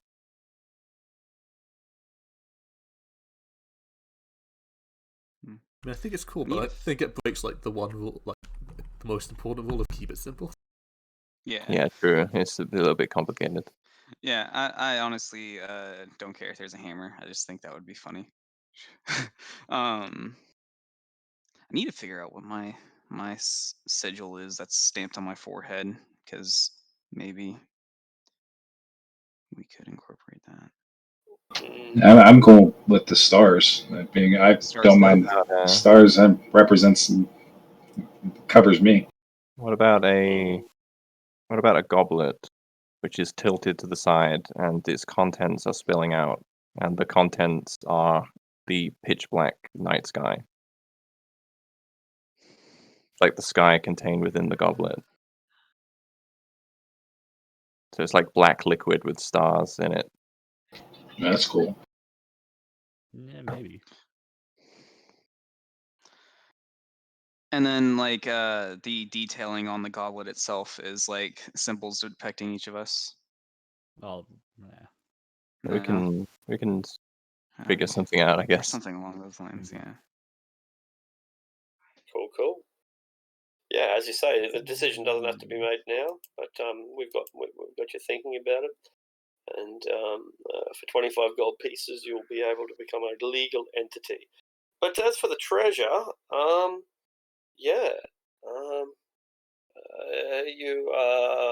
you head down to Westgate and Yep, I wait until inform. customers have left. Just signed up Yep. with the Shadow Thieves, and she's already got some loot to give. Yeah. So yeah, I will wait until the customers are gone to inform her of Odin's fate. That's a real tragedy. He was a friend of mine. He was one of my sons. You were technically the same rank as him, though I guess never at the same time. I see. I will lay a comforting hand on her shoulder. Well, Like kneel down if I need to. Like take a knee. yeah. That's very unfortunate. He was our eyes and our ears towards the south. With the old Fort Inn was in a strategic location, and now I will need to find a new manager.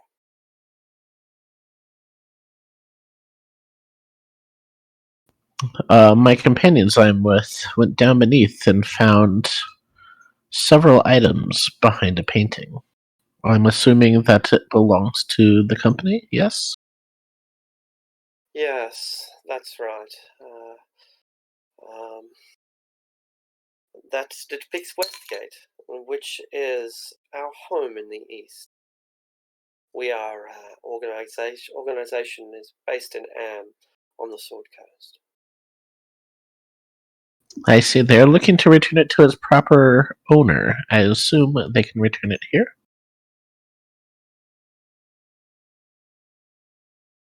Oh, yes, but I know they're silly people, but the night is persistent. well, I would gladly accept the return of these goods. Indeed, it would ease my troubled heart, knowing that there are still honest people left in the world. Fools. And the irony that my just and noble efforts is just funding thieves. I have no idea. Yeah. Shh. It'll be okay. They managed to bring Very- everything but the statue. It's a little heavy. Oh, that's unfortunate. It was my favorite part. Well, we're going to have to make them feel proud about themselves. I suppose. Have you worked out a rough value of the discoveries? I think we did. I don't remember. So it's all written in the party wealth, but it's not all, like, the total value of all the items isn't tallied up yet. Let them keep Gotcha. a quarter of it. Okay. It's a healthy. It is a healthy tribute to Mask. They, after all, did plunder this area. They deserve a cut. Inform them as well that wagons have been missing along the main road. I believe that they may have been targeted by the giant white crab. It could be that some of our goods have been captured by bandits that are living within that region. For I am led to believe that the giant of White Crag has operatives of its own, bandit clans working beneath it. I see. Out of character, did Alun tell the party that the drow were held up there? Ellie, yeah, she did. Alright, I will pass that information along. At the Castle of White Crag, there are some drow, and that is where they are. They're interested in the winged elf woman. Dark elves are not subservient to anyone. Why would they serve a giant? They say they have the giant under their control. I see. Let me. Then there must be links to the Underdark beneath White Crag, for the drow would not set themselves up anywhere that they did not have an easy place to lair or escape to. Yes, it was unusual because they were all drow men. Drow men?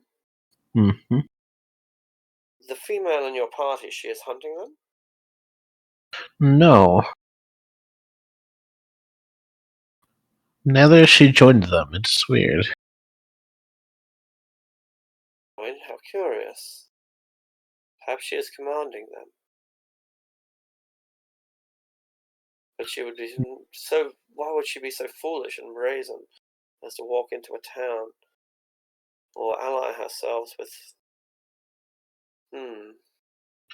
She seems to have come from a very different part of what's it called? A different part of the Underdark. A foreigner. Perhaps there are different cultures among the Dark Elves. I thought it to be quite universal. Their worship of Loth, their matriarchy. Well, perhaps that is not the case. Well, I look forward to the return of the reacquisition of brave Odin's goods, and I would ask you to keep an eye out for a potential manager, someone capable of running the show reliably by themselves, a lonely position, and quite frankly, one that is relatively thankless.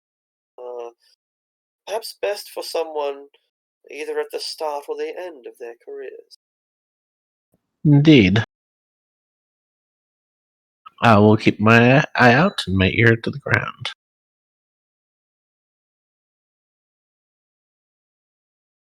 And yeah, you leave her in her thoughts. Mm-hmm. So, I will go let the party know that The stuff we found is the property of Westgate Wagons, but we are allowed to keep a quarter of it for our troubles. Well, that's quite generous of her. Indeed. She was happy that we were able to keep it from getting plundered by someone who had kept it all. I'm very happy to help. See, tallying all the stuff from that, I came up with a value of roughly 640 gold. Roughly. Okay. So 640 divided by 4, 160 is what we're left with. Yep, and we can probably keep one of the books. Yeah, I didn't add the books to the value because they didn't have a value. So, knowing Artisan, we're probably going to want to Okay. keep the arms and equipment guide. And Oh, I'll 100%. kill anyone who says otherwise. Oh wait, I thought we burned that.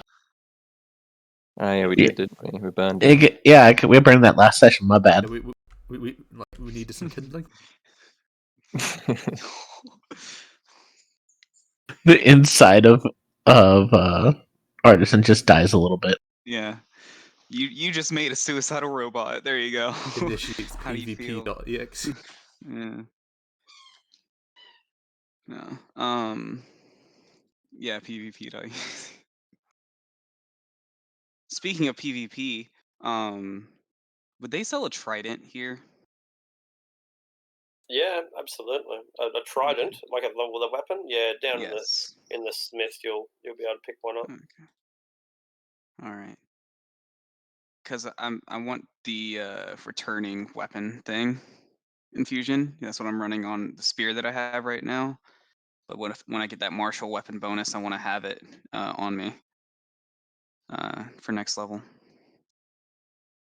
Right, so we Okay. give the spellbook and also the Death Pussy volume. And we Yep. keep the arms and equipment guide. Yep. Kidoki.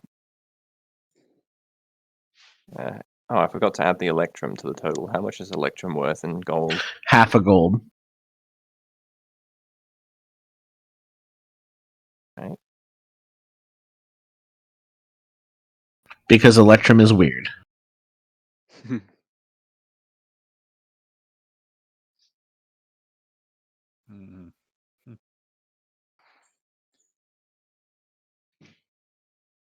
Yeah, so I guess I'll give you a few moments to work that out.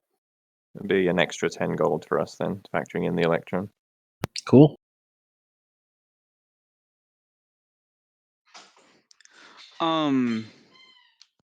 I want to use one of my infusions for the party's sake. Would a bag of holding be useful at this time? I'm sorry about the dogs in the background. The puppers. Yeah, I didn't even notice them that time until you said it. Then I heard them after you'd said it. Yeah, funny how the brain filters that out. No, bags of holding are always good, right? Yeah. I'm happy to use that if you want to do that for one of my infusions. Suppose you need something to put the bag, like in the bag. At the moment, do we have anything? There we go. Yeah. Probably the entirety of the party wealth can probably fit in there. That's what I was thinking. Because I want to protect that goddamn book for one. Yeah, we do have a few things that weren't the old Fordian items. Like we have the Basilisk Eye still, we have the Ivory still, the tobacco and whatnot, so we can go sell that. I suppose at the moment it's in like the cart, which is like vulnerable. Yeah. It's also easier to move without the cart. And it's also if we ever find anything in the future, it can go in the bag. Yeah. I'll set one of my active infusions as the bag of holding then. Yep. Nothing can go wrong with that.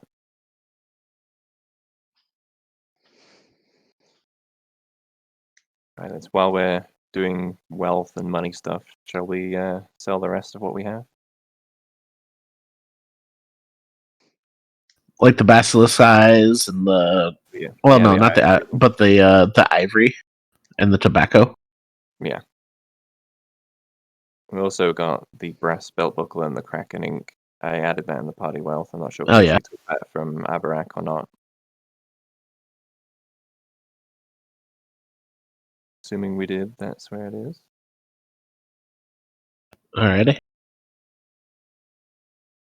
Will selling it require a trip, or shall I just convert it to gold? No, you can just convert it. It's all good. Okay, okay. My features watch as like would the Westgate wagons would that stand out with the feature? Say that again. I forgot would Westgate wagons appear because you can easily pick out dens of criminal activity in the community? Would that count? Yeah. You find evidence that probably not as obvious as a mask and a stiletto, but there is There'd probably be ample signs at evidence. the old fort inn as well, wouldn't there?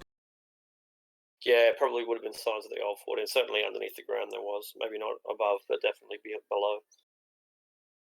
And they would correlate. So yeah, you can probably your character can make the correlation. Not that you need to anymore, because we know that the legal owner is Westgate Wagons. But yeah, it reveals perhaps to you that Westgate Wagons is a front for some other organisation. Because at this point, then I can show the owner the symbol, the holy symbol for the Odin's one. So do you do that? Well, I mean, because if they're connected, it couldn't hurt. Yeah, he'll do that. Are the rest of us there? If you want to be, I guess. Oh, well, this is a curiosity. What is it? Point at it. He'd be like, I don't want you to hold the crossbow. It'd be Odin's voice. And then I guess he'll say for the fallen in a drow's voice. I see. How you were a witness to the death of my friend. He'll just sort of nod. But And this was in his possession. he'll nod again. Do you know what it is? He's like, holy symbols are to be returned to their temples. How do you express that? I suppose that would be an order he was given in the past, so... Sure. Alright, yeah.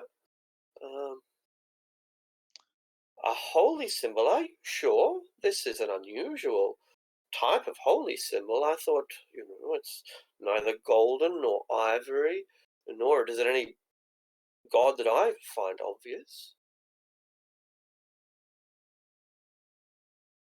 Can I see if, she's is she deny? Does she actually not know, or is she just sort of trying to make it seem not important? Sure, make an insight check.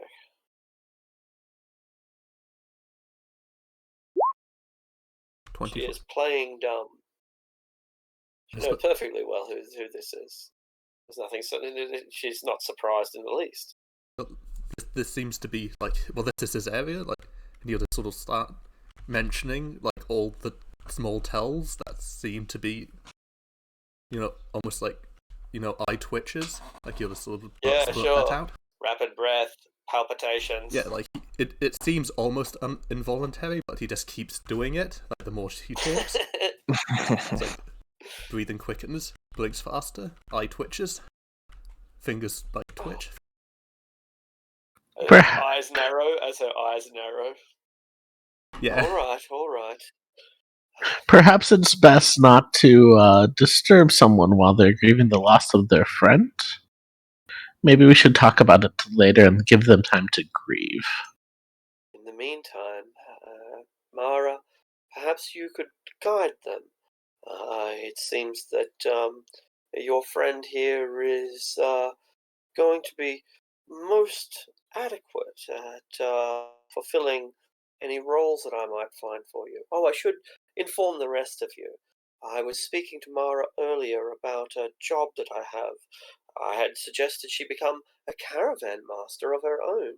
We are in desperate need of deliveries. A small one down to Serpent Bridge that we'd pay 100 gold pieces for. A fair premium for travelling 50 miles. Or a much more substantial reward of 500 gold for anyone brave enough to cross over the desert mountains and through Anarok to reach a tavern on the other side. But look at you. You all seem so competent, so proficient. I think that I dare think that I would raise the value to 1,000 gold. After all, it's not an easy journey crossing the largest desert in the world. What kind of shipment would this be? I honestly wish you had not asked. For having asked, you will be less inclined, I imagine, to make the delivery. The shipments that I would like to see reach the last drinks and from there make it to the Sword Coast is living. Living? Like, are you asking us to transport a person? Not a person. Beasts. Cattle. I'd hoped that somewhere in a town known for its droving that we could find someone willing to drive cattle over a mountain range and through a desert to the other side. But I've tried and tried, and it doesn't seem like anyone is interested. I'm not surprised. It sounds like an impossible task. Well, difficult, yes, but 1,000 gold. Well, I certainly can't say that I could herd cattle that far. A shame. I had thought that you were resourceful people. In many ways, but I don't think that ranching and herding cattle is one of them. You tried? Might have a My- knack for it. Well, I myself have never tried. It could be fun. Worth the adventure. Just no? how many cattle are we talking about? You would set out with 100, and I should hope that 50 make it.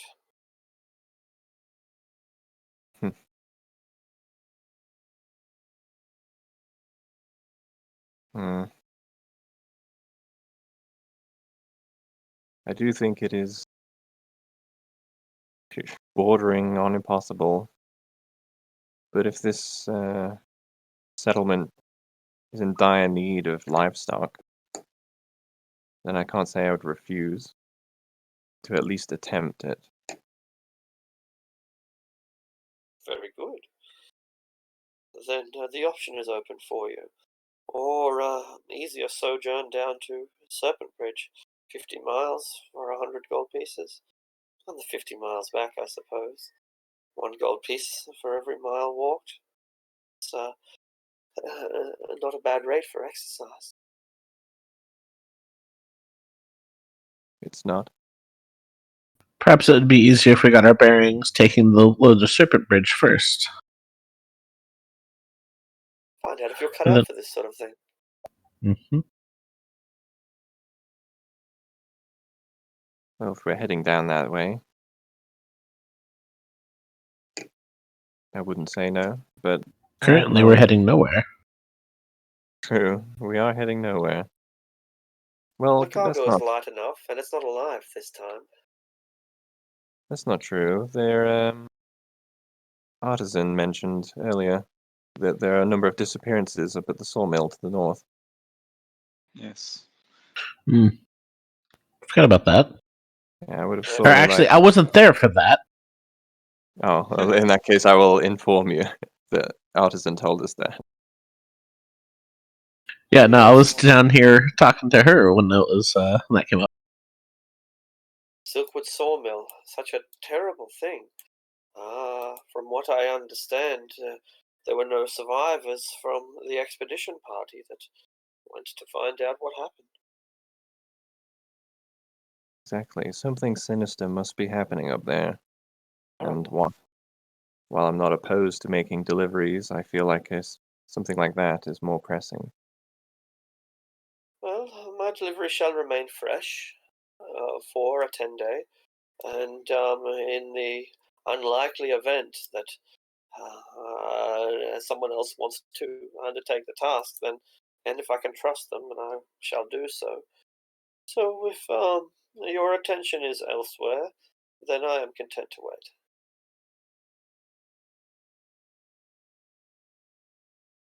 Very well then. If we finish that business and have nothing left to attend to, I wouldn't be opposed to doing it.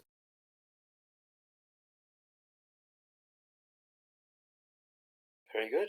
Shall we call it an agreement then? Suppose we can, I'd say although I so. wouldn't consider it official. Very good, my lady. I am glad that we will be working together in the future.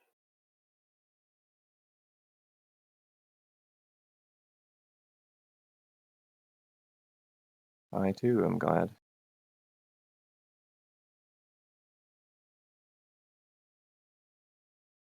All right. So you give them the money.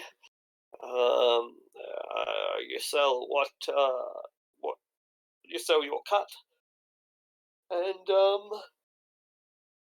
And she keeps the holy symbol, doesn't she? yeah, that's right. She will keep the holy symbols. They consider that sub quest to be complete. You know, you have completed one of 71 holy symbols to take back to the gods. Now we just need to find a holy site of Civic. That's right. I'm sure we can find one if we head to the right direction. Let's be honest. Can confirm that there is one. I can imagine, like, after a long campaign of having, just imagine, like, someone turns up at your temple, it's like drops 20 holy symbols, like, for the fall, and then just leaves. Yeah. Well, if they're a giant bird, I don't think that's the biggest question. I mean, that's true. How did this giant bird get all of these holy symbols? Because, like, the guy sneaking up with the dagger, and as the birdman keeps putting more and more on the shot, he's like, he just sort of changes his mind. But anyway, we're not doing the Anarok thing, are we? I don't think No, right. not yet. I think the sawmill is probably at the top of our priorities at the moment. Mm-hmm. Sounds like a plan. All right. Well, there's nothing stopping you from heading out this minute or from preparing to head out the next day. The Ancient Arms will put you up again the next day. They're running low on food, but what food they do have, they've got to get rid of, so might as well give it to the guests. You can spend another night in the Ancient Arms if you want. Yay.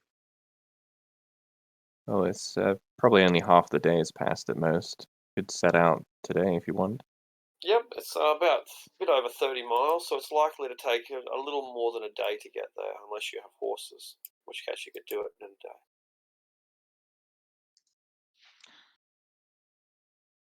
I wouldn't mind getting going. Mm-hmm. But shall we walk or shall we get horses? We should walk. It's fair, fine with me. A distance of 30 miles is not too bad. Oh, did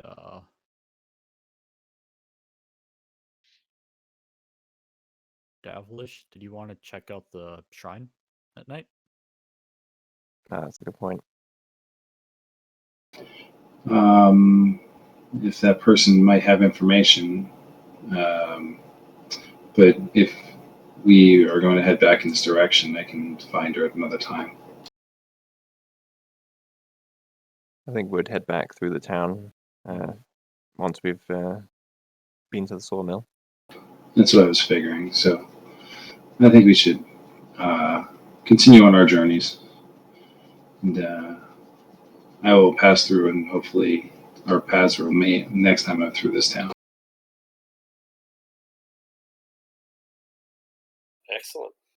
Righty then. Before you do head off, you are caught in the street by the owner of the sawmill. Here, my people have some property just to the north. If you head out now, you might just make it before sunset to Stoneholm. It's pretty Spartan up there, but there's a few beds and some strong walls. Feel free to use it if you don't like camping. Oh, that's certainly very gracious of you.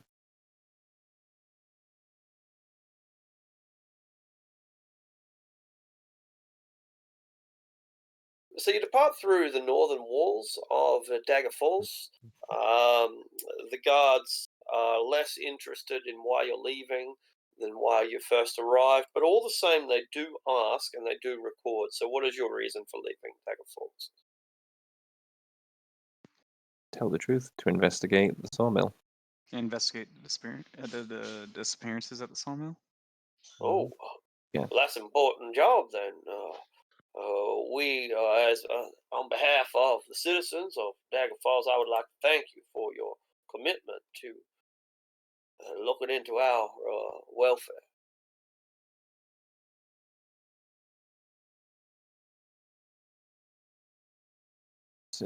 It'll be a pleasure. It is my duty to protect the citizens. And I can't have people disappearing up there.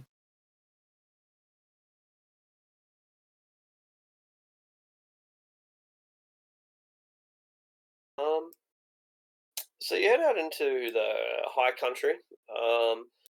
It's agricultural land around here. There's a fair few farms, but it's mostly ranches, livestock that they raise, and sheep grazing country.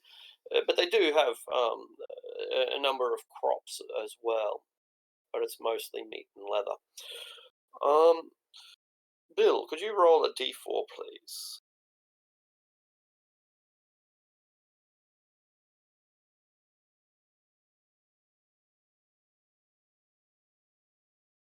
Right, Pyro, a d4. One moment. There we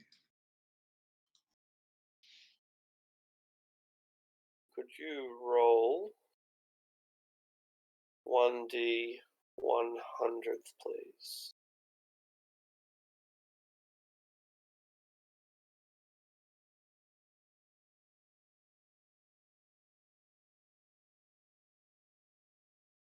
Okay.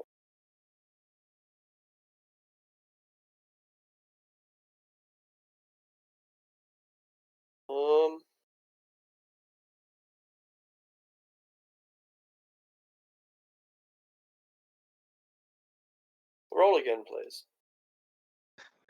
All right.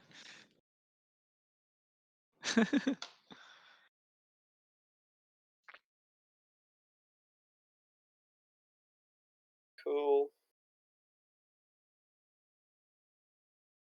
Okay. So as we're coming heading north, there's some people coming towards the town from the south. We're probably about a mile out of town, and we come across two individuals with big, heavy black beards, dressed in hide armor, long bows and spears and short swords, and each of them has a deer slunked over their shoulders, a dead deer that looks like it's been killed with killed violently. The skin is probably beyond salvageable, and there's blood dripping all the way down these hunters' backs on their shoulders. It's quite a gruesome, grisly scene. They look like they're just going to take their kill into town, and don't seem like they're going to pay us any mind if we don't pay them any. They're just walking past us. Yeah, that's right. But they're giving you really nasty looks. They're just walking past you, but they're not their contempt, but rather they seem like nasty dudes, glaring and baring their teeth, and yeah, their general attitude is foul. Allie will kind of put that in the back of her mind as she kind of just politely says, how was the hunt? Easy. Well, that's always good. They both sniff the air as if they could somehow smell you above the blood of the deer anyway. And liberally sniff the air around not just you, but each party member that they pass.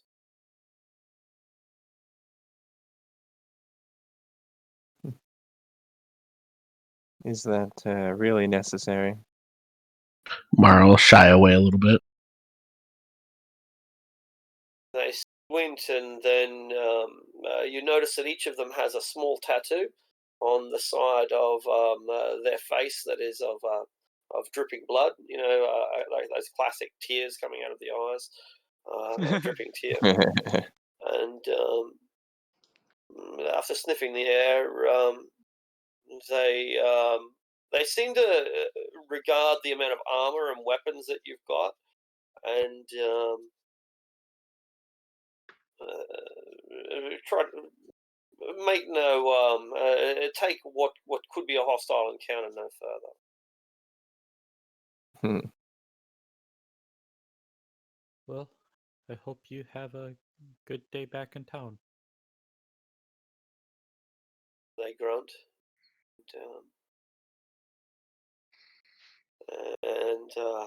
And that's probably all that there is to it. They wander back towards town, leaving you to continue your journey. What unpleasant fellows. Take up next to Lady Eleanor and go, do so many of the people up here have these weird customs? I wouldn't know. I'm from a different land. Well, it's all the same. You're above ground. Well, let's just say that kind of behavior is considered extremely rude. Oh. I find the humans rude entirely. Present company accepted, of course. I raise an eyebrow.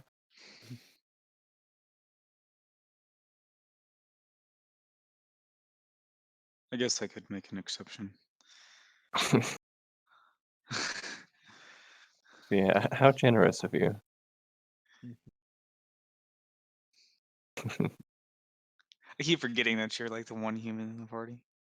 Well, I'm half human. Yeah, some of us are part human. Who all is part human? I mean, tieflings and Azamar technically are, and so is Bill's character. Yeah, technically. They're all I rude. have more rights than most of you. Technically. Don't you forget Emmy what? So, Lauren, a D4, please. D4. Okay. 1D4. D100, please, Mara. 20. Okie dokie. Okie dokie. Roll 4d6 now, please, Mara. Oh no, I don't like where this is going. And Right. of course, I rolled high. Pretty high. 17 kobolds jump out from the sky. Okay. 17 I dragons. didn't take an AoE spell. This is open country, but there are groups of trees, copses here and there, stands. It's open woodland, maybe. But anyway, lots of grass, a few groups of trees,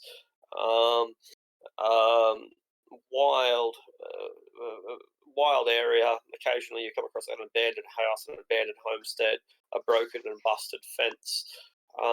But it's still settled country. There are people that live around here. every half mile or so, you come across an occupied building, an occupied house and homestead, pretty well fortified. Right now, we're in the middle of a field. It's probably 20 or 30 acres big, and there's only a few groups of trees within this great, vast, rolling, grassy, hilly area. There is a commotion up ahead, and as we round up over one hill and look down into the valley below, at a distance of about 400 feet, you see several humanoid creatures struggling with a big white horse.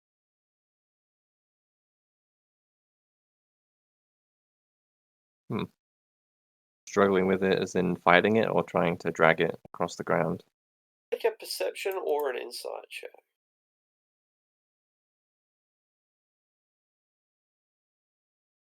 Insight is actually higher for me. 9.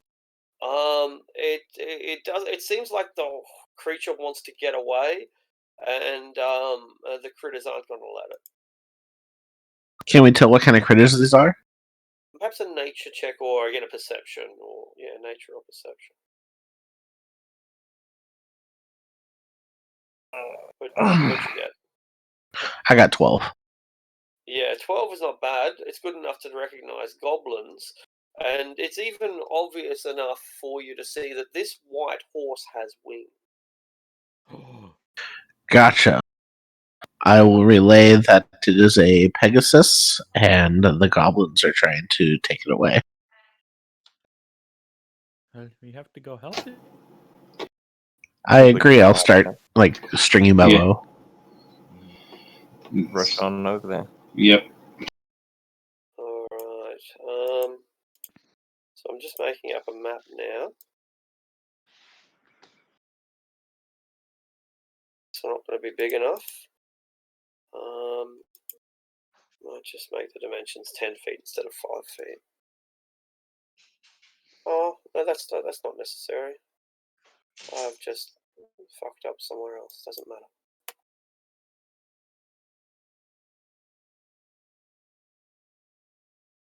Yeah, I tried to make a map and adjust the coordinates on an already made map, unfortunately.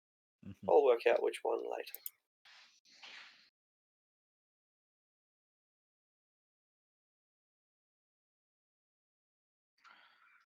Okay, let's do this. That'll do.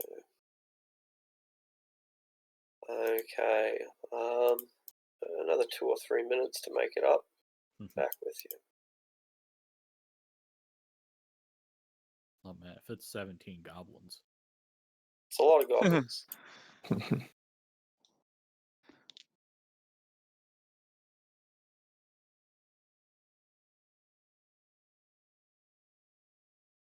2, 3, 4, 5, 6.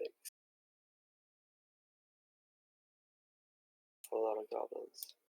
8, 9, 10, 11.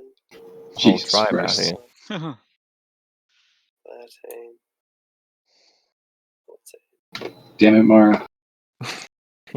Just had to roll high. The fuck, Chuck? I mean, if it was in combat, I rolled all once. It's fine. I think that's the opposite of Yeah, that just means you're all around useless. No, stop. Hey, now. Love you, buddy. No, you don't. Fuck you. There you go. Oh no, I come back and everyone's toxic. Yeah. Very toxic. We were toxic when you left. We're afraid of goblins. There are so many of these goblins there. It looks like there is more than a dozen goblins, and they have ropes that they are using to restrain this Pegasus. They only have 8 ropes though, and there's 17 goblins. So some of them are hanging on to. Oh no, I put them all on the map layer. That was stupid. Some of them are just hanging onto the ropes, while others are just running around criticizing everyone else for doing a shitty job while not actually helping themselves. Sounds like my job. What, you're a Cool. shitty goblin? Eating the boss. Yes. Ah, Did you catch your quota of Pegasi this week? I think I did, actually, but you know. All right. So we can come in from any part of the right-hand side of the map. This is a ridge. The ridge is about as high as it's indicated, so about 20 feet tall, and too steep to just run up. It'll require climbing, unless you have a climb speed or something like that. Not a very difficult climb, but a climb all the same. Yeah, and you can come in from anywhere on the right-hand side of the map. These aren't individual trees; these are groups of trees.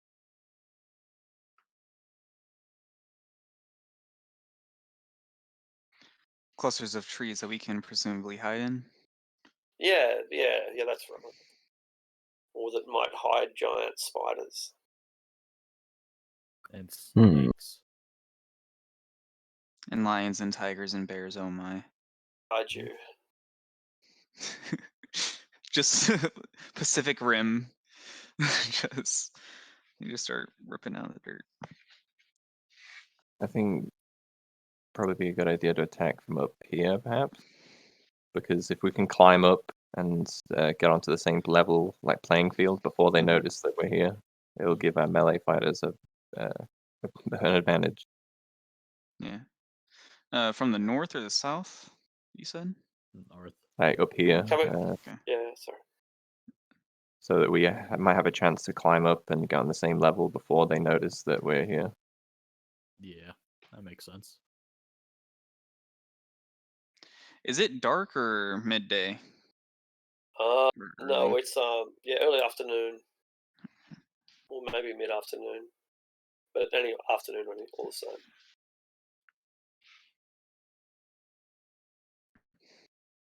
Do we, Is it high grass or low grass on the ground? Yeah, it's pretty wild. So chest height is general, but not thick. Yeah, so it's not like a sea of grass, but rather lots of high grass all around. Plains of Africa type, or prairies of America maybe.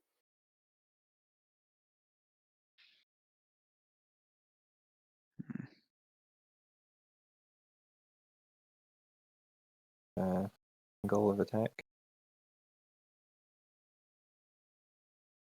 All right, so if you're all in position, then I guess we should enter the initiative, and you can make stealth rolls, and basically, like, if someone stuffs up, then that's when they'll observe you. So we'll go ahead and we might as well chuck in an initiative from the start. Hope it doesn't turn out to be unnecessary, but Oh, my beefy ass is gonna fuck it up right from the beginning. Yeah, I'm not Yeah. counting on myself being very stealthy either, but see. yeah, or in that case, then yeah, launching ranged weapons or whatever. But yeah, it does seem to be somewhat likely that they're going to see us coming. Oh, I don't know, 15, even with disadvantage. 15's great. Goddamn sunlight getting my eyes. No, I mean, natural one. I mean, the enemies have already spotted me. They're in the. Yeah. So the boss yells out something in Goblin, and you can understand Goblin, can't you, Ali? Yeah, I can. All right. Well, Goblin, unfortunately, is a language of dialects. It's not a universal language like Dwarven and Elven is. It's very, very geographic. But all the same, it's still a very simple language, and you know that he's spotted you, and that the group is on alert, and basically he's commanding them to get the job done, so we can get out of here. We have to hurry up. They've already found us.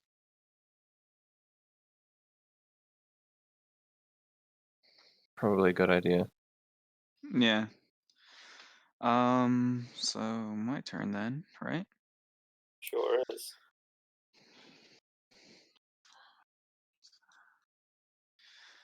Is it for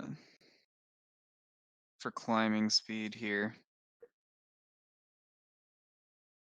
It's a half movement, so I think if it's 20 feet, it'll take you basically a dash to dash 40 feet, and you still have 20 feet of movement. Okay. You also require an athletics check. Oh, I guess I'll make that right now. Not my strong suit. But enough. And although you break the bank a little bit in the process, you do manage to get to the top, and that takes you 40 feet of movement. So I still have 5.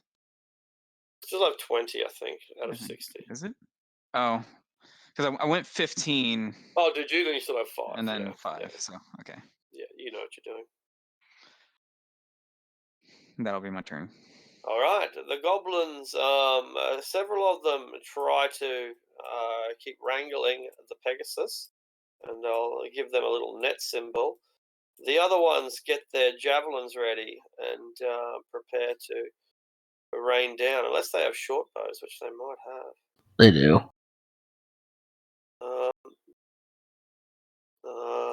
What sort of goblins are these ones? Let's have a look.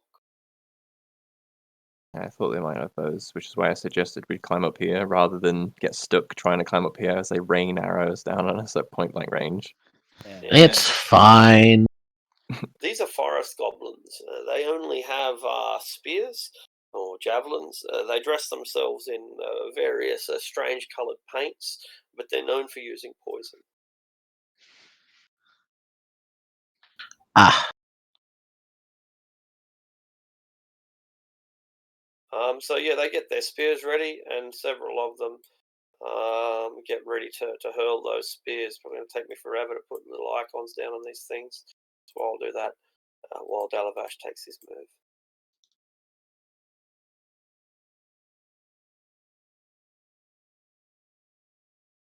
Dalavash. Alright, let's move. So it's 5, and then half speed up the thing. That's right, yeah. So that'll take 40 feet of movement because it's 20 feet tall. And an athletics check, DC is 10.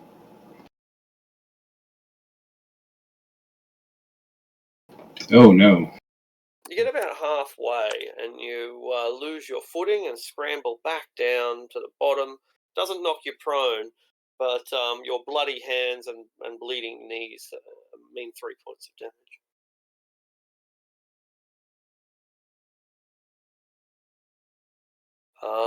You wouldn't have enough movement left to reattempt it, I suppose. Can I dash to do that, or no? Or was that dash everything? Yeah, then I'm probably stuck here. The dash takes 40 feet of movement to get up there, so that'd require a dash just to attempt it in the first place. And that's it. That's it, Lady Eleanor. The robot makes it up, the man cannot.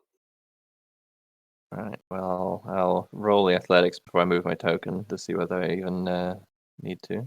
Sure. Save energy. And you get up there relative ease.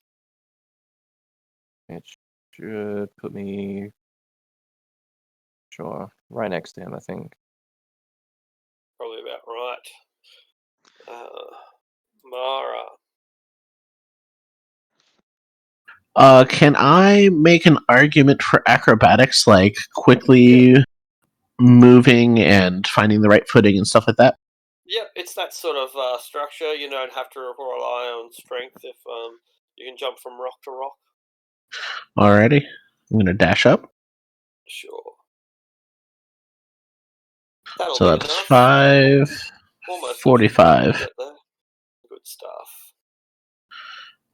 50, 55, 60. Pegasus makes a strength check at disadvantage to break free. 15's not bad. That's going to be enough for it to get aloft. So suddenly all these goblins that are hanging onto it are also flying. We don't have to worry about them. Pegasus gets half movement, which puts it 30 feet up in the air. Those goblins aren't going to have a good time once they let go. Alyun. Yeah, Alyun, the betrothed. I guess so, yeah. 20 feet to there. Try to dash up it. Oh. Oof. But unfortunately, you scramble back down and land unceremoniously with your boots scuffled and your cloak dirty for 3 points of damage. Not my cloak.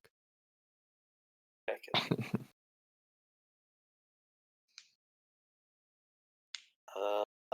Flightless. I bet you wish you had flight right about now. Yeah, he's 25 feet, and even if he dashes, he can't get up. Alright. So take the dodge action.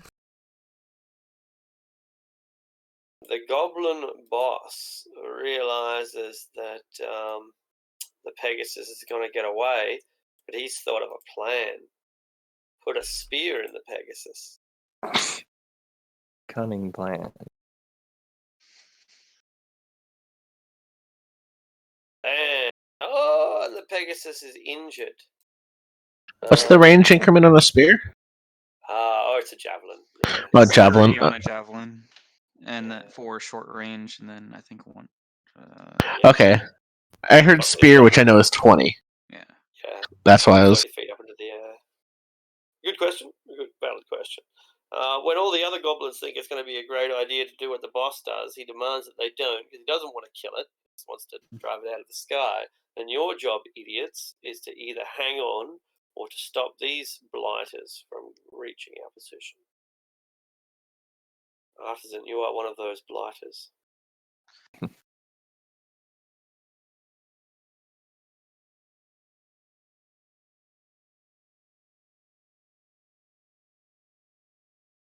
Artisan, you have made it to the top. What are you going to do? I was muted. Sorry.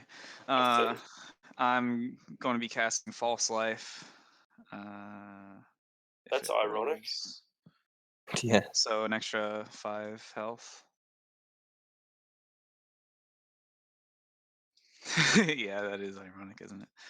And then gonna just run up.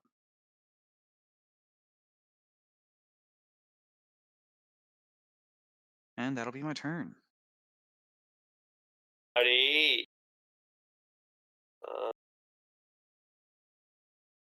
The goblins. You're probably not in range yet. Oh, looks like you might be. What's the range on a javelin? 120 long range. That's what I thought. 3120, isn't it? Yeah. All right. So they are going to go for Artisan. They all line up in a bit of a chaotic, messy row. Better hit a 19.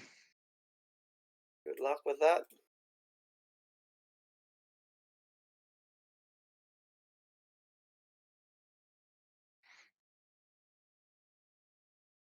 Two, three, four, five, six, seven, eight, nine. 2, 4, 6, 8, 9. Pretty high chance of a critical hit with that many attack rolls. Yeah. But you are at disadvantage, so fine. Yeah. Disadvantage, and they had to hit 19 or above.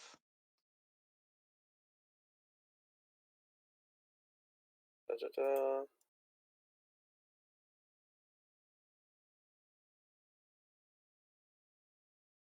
Cool. 1, 2, 3, 4, 5, 6, 7, 8, 9. 1 hits. Yes, 1. Didn't have damage factored in. Let's try that again. Well, I guess if there's no damage shown, I guess it instantly kills them. I guess that. No, it just bounces. It just sticks in them. It doesn't actually damage them. Didn't hit any critical systems. It does target 1d6 plus 2 creatures because we're supposed to read damage, but it says target instead. So I think everyone gets hit by them. For non-existent damage, sure. Something like that. 15. Fuck. nasty. That's Is that brutal. with the poison? Not poison. They use poison. The arrows are not poison. That's just 2 attacks. One d6 plus 1. D6 plus 2 twice. He only got hit once Oh, I thought you got a 20 and a 21. on the same roll. Yeah. Oh, yeah, the others are 16, and the 16's a miss. Yeah, cool. So it's 5 plus 2 damage for 7. 7. They cheer and celebrate their victory.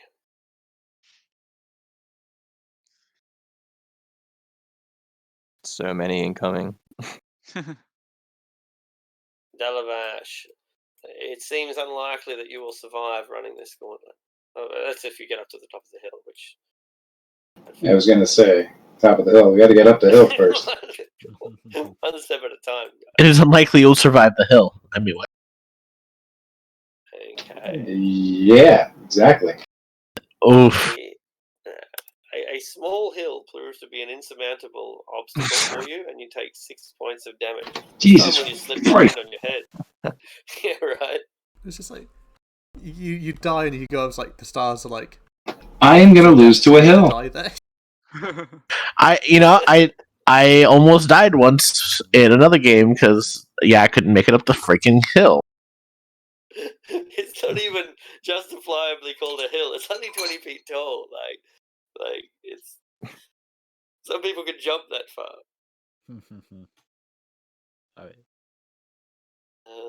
Lady Eleanor, you watch with dismay as poor Dalavash tumbles back down, having failed in his quest to surmount a small ridge. Do I still have my action and bonus action? Yes, you do. Yeah. Fine. Freaking bonus action, go into starry form. All right. And I am going to cast Healing Word at Artisan with my starry form. I'm going to be into the the goblet healing form. I only took 2 damage off of that. Wasn't temporary HP. Oh, okay. All right. Maybe you. Yeah. Well, no, my starry heal form gets me. If I heal somebody, I can heal somebody else at the same time. Oh, gotcha. So, What about if you I heal guess he can Aliyun, then you can heal yourself? Yeah, Aliyun took damage. Yeah. yeah. So, I'll hit. I'll do a cure light wounds at Aliyun and get the bonus to me. All right. Brilliant. So, although you are frustrated by this minor obstacle, you at least dust yourself off and get ready for the next attempt. Lady Eleanor, you see that our party is becoming frustrated by the hill. So 4 to Aliyun and 9 to me. That's what we like. It's a huge amount. And that top you both off.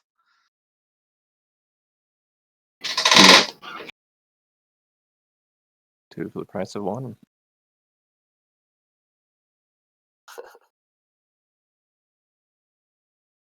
So, does it seem like Artisan is intent on pressing forward despite being hit?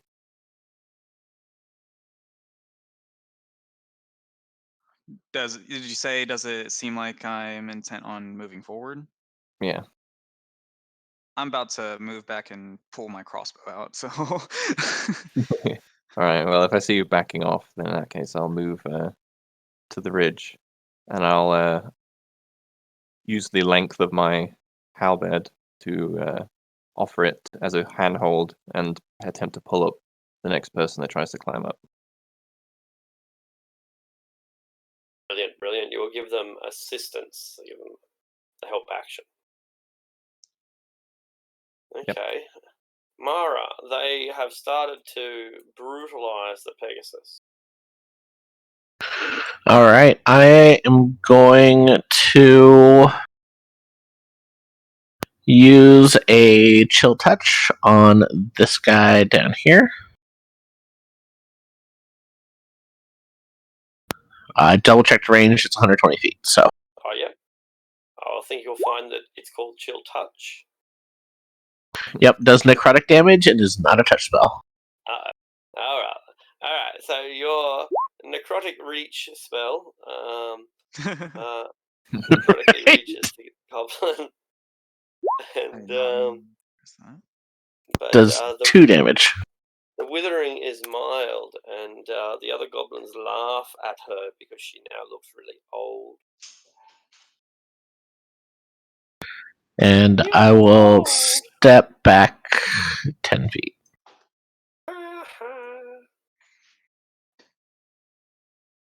The Pegasus thrashes around, for it wants to be free. But an 8's not going to be very good. See what goblin can't hang on to an 8. 1, 2, 3, 4, 5, 6, 7. Come on, goblins, you've got this. 1, 2, 3, 4, 5, 6, 7, 8. Oh, 2 of them slip. Oh, and they go crashing down to the ground. Each of them taking enough damage to kill them. Well, if the other goblins needed more motivation to hang on, they just That's got right. it. But it's hard to hang on when you're laughing so hard.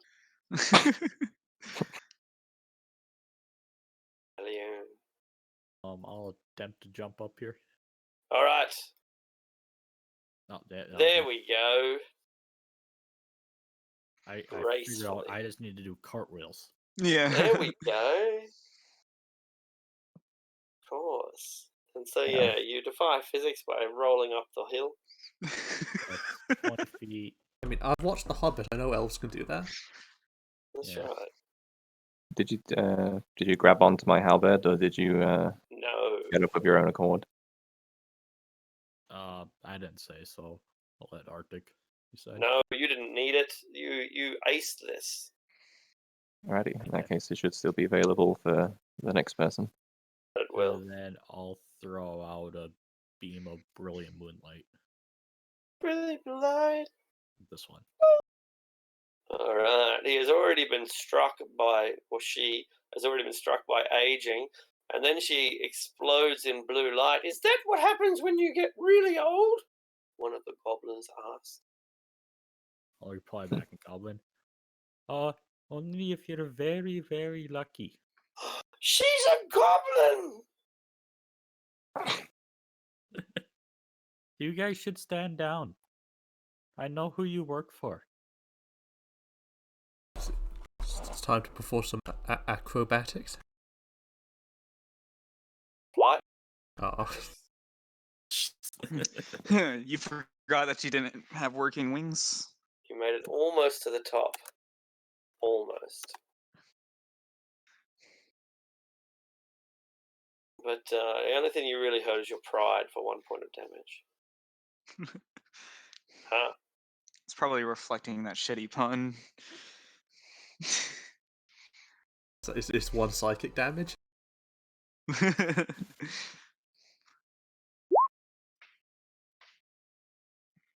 The goblin boss is, oh no, it's getting away! And launches his javelin. Oh, that probably hits a Pegasus. Sure does. Huh, you're not going anywhere.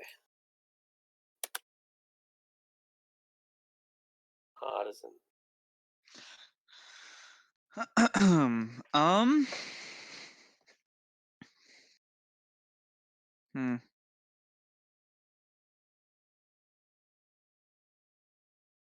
I'm going to pull out my light crossbow and load it. Is that a full action? No. No? Okay. I guess I just dropped my spear on the ground or whatever. But it's a returning weapon, so we'll see how that works. And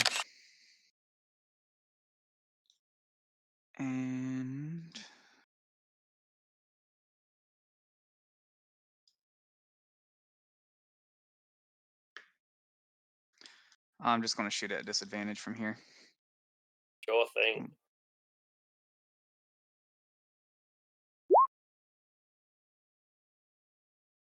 Nope. inform you that you missed.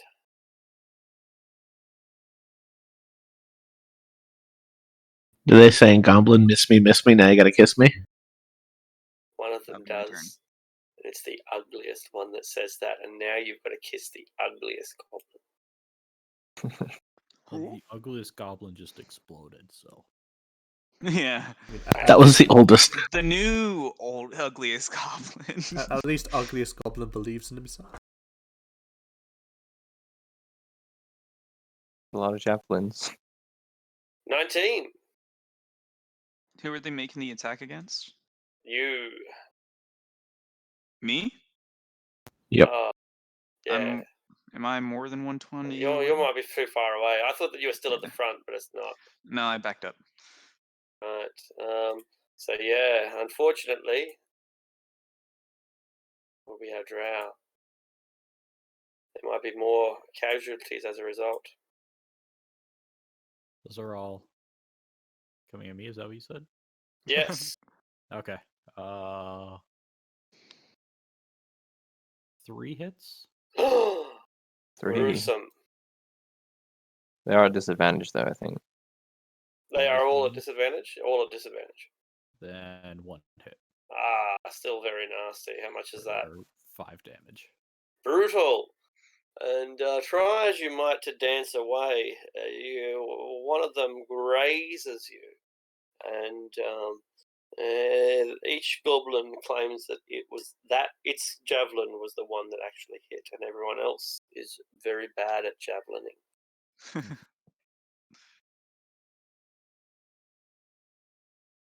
Delavash, maybe this is not the career for you. I'm offering the shaft of my halberd to help him get up. And I'm gonna let out a little bit of guidance on this one as well. Excellent choice. Advantage, guidance, can't possibly fail. Yeah. Oh, don't say Hooray. something like that. Oh, good lord. Hey. Hooray! And if it wasn't for the intervention of your friend, then you may have been humiliated further. And as it I is, would have you been. make it. And you would have been. You would have quit. Rage Like, quit. off this cliff, I'm out. Yeah. Dalavash walks home starting then. You still have Thank 20 you. feet of movement if you Thank want. you, Lady Eleanor, and yeah, I'll use my 20 feet to back up here. Right. Not a frontline fighter. Lady Eleanor, you see the drow come under attack, and you've got to admire her pizzazz as she dodges a hail, a storm of javelins. Yeah. I don't have any ranged attack of my own. So I will stand beside her and ready my halberd to attempt to deflect any more projectiles that come her way.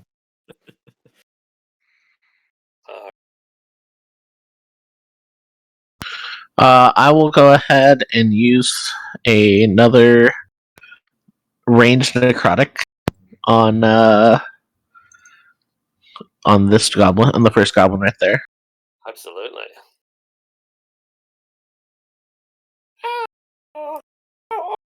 Two. You're really old. And he 5 looks down necrotic. till his very skin turns grey, all of his hair and his teeth fall out, and he withers over and asks for everybody to turn the music down. Pegasus, meanwhile. Is that the end of your go? I will move to support my lady. But that's my go. Good. The Pegasus shakes the goblins. Shake it, goblin. And, That's pretty good. It's pretty good indeed. I don't think many of them are going to be able to hang on to this time. 1, 2, 3, 4, 6, 5. 5 left. 1, 2, 3, 4, 5. Oh None no. of them. One. Oh, one. Oh no, Still none. hanging on. I saw the Pegasus. That's the Pegasus' roll, yeah. So all the goblins come crashing down to earth, And the goblin, and as she flies up another 30 feet into the air, wounded. Don't let her get away! And all the goblins direct their fire at the Pegasus instead. Which way is it trying to fly? Away, yeah, that direction.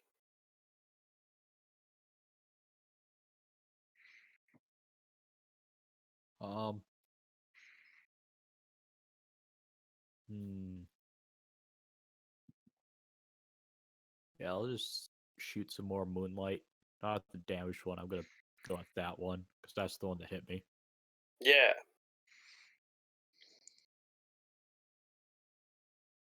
Zoom zips past it harmlessly. Oh, I don't like this anymore. That goblin's turned against us. And I'll take a step back.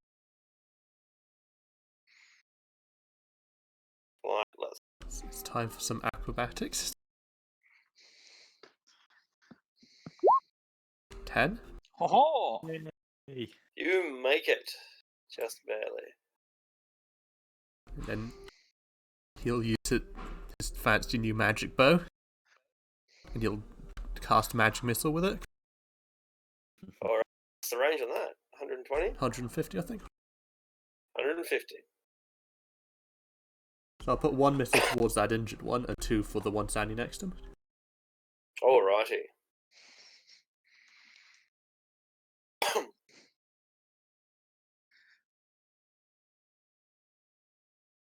Two is all you need to kill the injured one, so that's fortunate.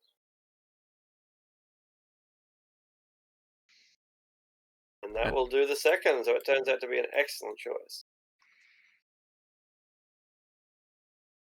Triple kill. Double kill. We're dying here! You better bring down that horse or I'll kill you myself. I mean, he should go ahead. He's the only one who's managed to do anything to hinder it. That! Like that. Oof. Oh, shit, now I've got no spears left. Hard is it?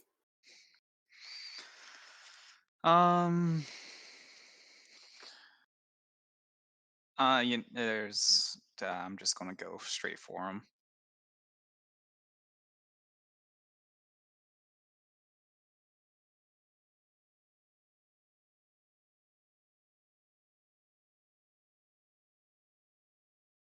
I think that was it.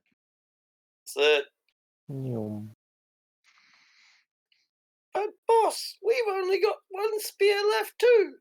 Grab the spears from the dead ones, you nincompoops. Only 3 spears, though. 1, 2, 3, 4, 5, 6, all at disadvantage. 1 hits. 2. That one will hit, 2 will hit, 3 will hit. This is against the Pegasus. Oh. Oh. I don't have a very high AC. So 6 and 6 is 12 and 5 is 17. And she is now severely injured.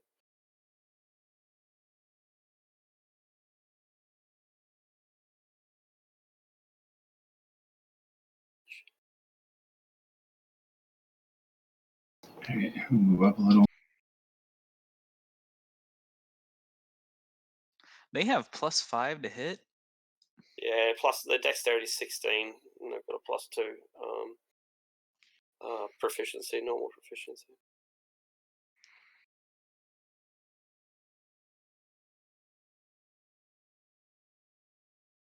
All right, I'm going to.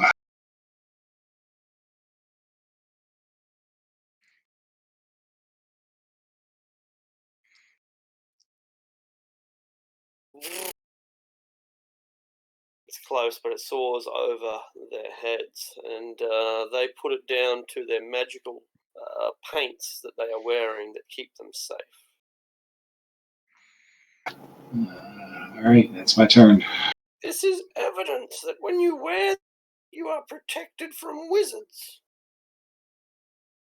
You calling a wizard? Now I'm pissed.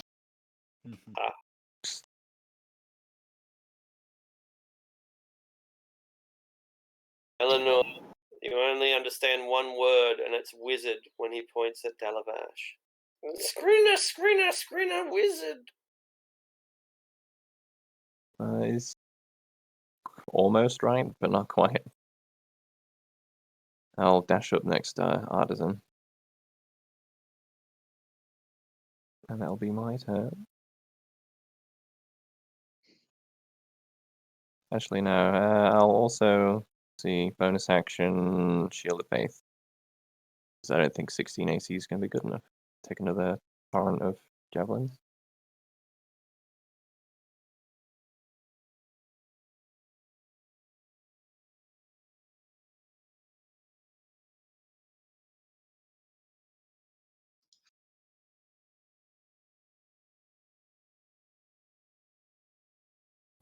All right, I will go ahead and move up 30.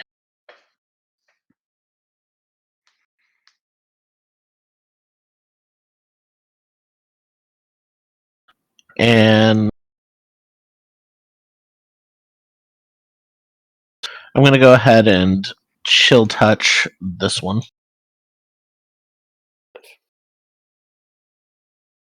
11 is probably not going to hit. Not going to hit because it has magical protection from the gods.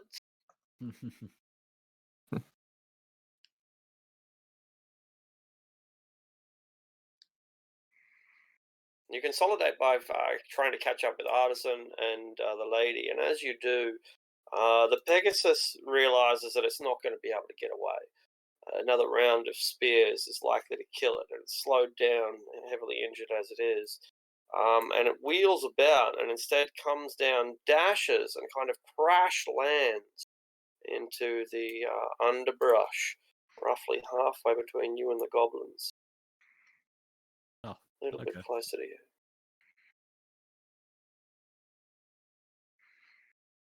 Clever horse.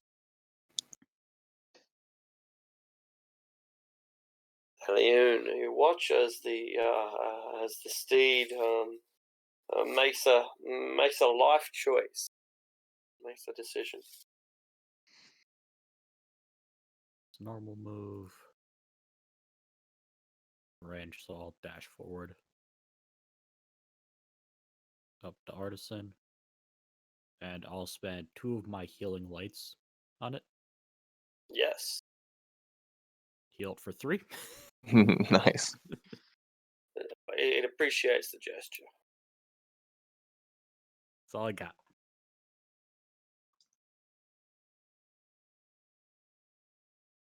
Flightless. You watch as Aliun reaches out and with a gesture, or some of the spears are cast out of the Pegasus's wounds and begin to heal. It's time to move and bonus action dash.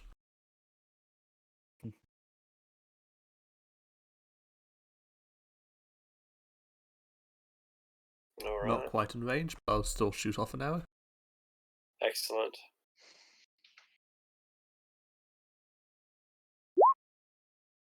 Hey. Don't need your stinking not disadvantage. That'll 8. do it. Kills it instantly. Where's you guys now, bitch?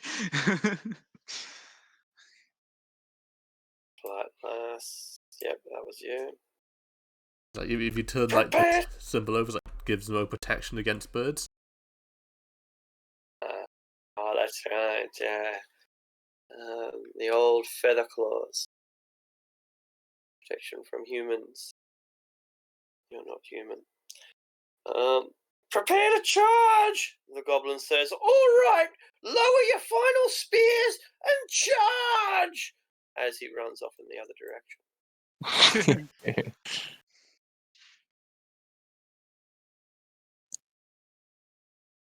Artisan.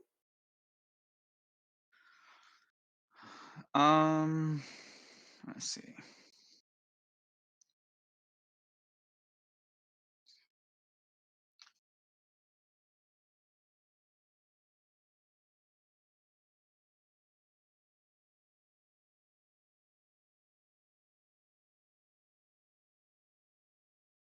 And I'm going to loose the crossbow at one of them. Alrighty.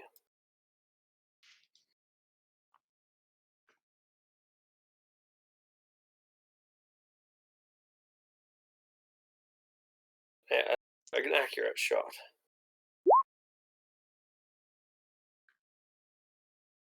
And nearly lethal.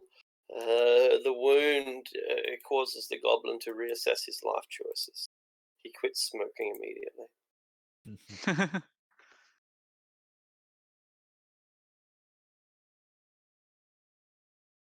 Damn, I wish I had a fire spell. That way I can make him smoke again.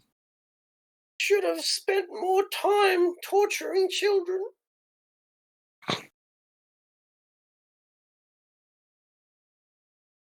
The goblins, the ones that are not waxing philosophical at least, rush into battle. And by rush, I mean they run forward and then take the dodge action because they're really scared.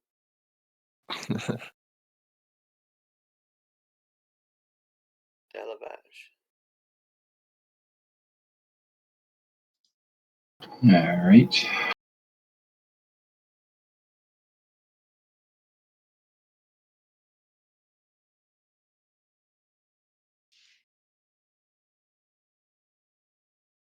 I will. I want to save that. I'll do a produce flame. Produce flame.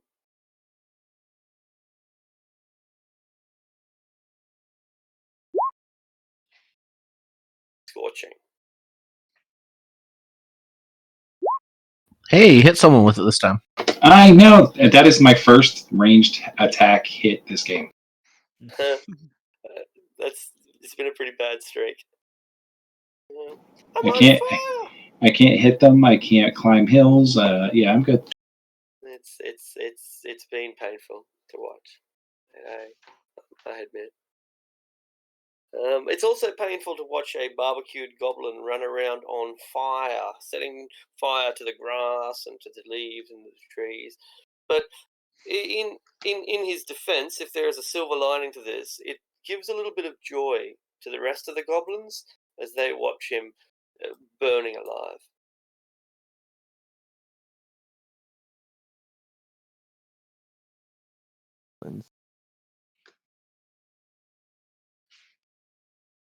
Lady Eleanor. Alright, I will up 25 feet next to Artisan and take advantage of the reach of my polearm to take a slash at the closest one. One that's burning, put him out of his misery.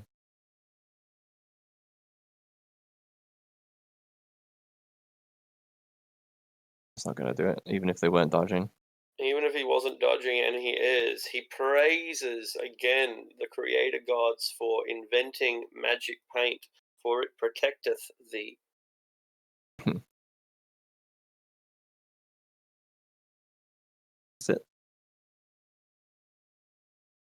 All right, Mario's going to move up 30. All right. And I'm going to go ahead and use my short bow this time on this one. So we killed a lot of goblins. Yeah, I'm gonna use Favored by the Gods to add 2d4 to that. Right. So that's a 19 to hit another 13. Brilliant. And he dies in spite of his magical protections, and that leaves the goblins wondering why. Why wasn't he protected? This seems inconsistent with the message I've been receiving from my local priest.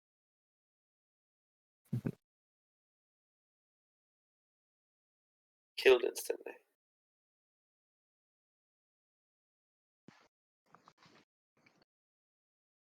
The Pegasus realizes I that forgot. we're making a stand here. Yep. I was going to toss a healing word at the Pegasus. Excellent. Forgot my bonus action. I'm sorry. Minimum 4 healing to the Pegasus. Excellent. And the rest of the spears are cast out of her body. The wounds are still bleeding, but the worst of the injuries has been averted. She turns to face the goblins, having gotten renewed strength, and she then charges them down herself, eager to get revenge. But not quick enough as they dodge and dance out of the way of her mighty hooves. Alune. Let's see how far away. Still outside of range, so I'll just move forward 30 and blast that one with another Eldritch Blast. Brilliant. It dodges out of the way of the hooves, but it cannot dodge out of the way of Eldritch Blast.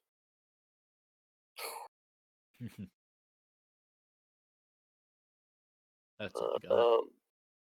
Well, that will be enough for that is a fair contribution. Pulling your weight, flightless. He will move 30 feet. Is this just like flat terrain? More, yeah.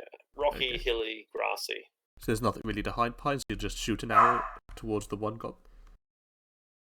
Alright.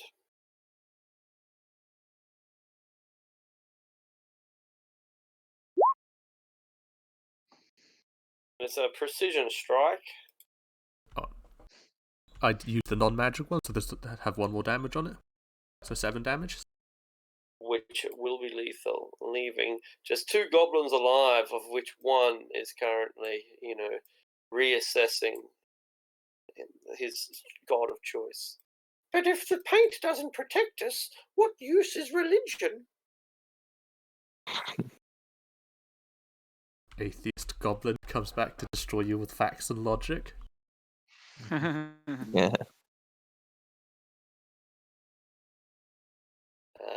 The goblin boss, for the record, is running off somewhere, though he has like the hide ability. So he's probably hidden himself pretty well.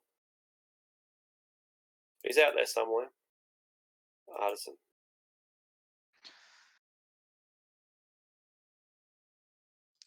I'm just going to step to the side, I guess, and shoot the crossbow again. Alright. Ah.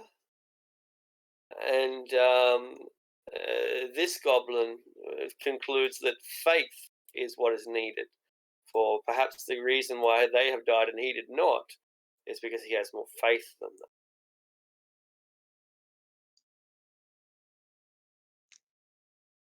And that'll be my turn. I can yet triumph, he says. I just need faith. And he throws carrion crawler mucus right in your face, and it explodes on your face. You can't be poisoned, can you? I have advantages for saving throws on it, and I'm resistant. All right. Well, you get advantage on a DC 13 saving throw to avoid paralysis. Don't need it. Don't need it, and so it doesn't muck up your gears. Oh, that's or con save. Never mind. It is a con save. I'm better at con. Don't need Apparently, it. apparently you are.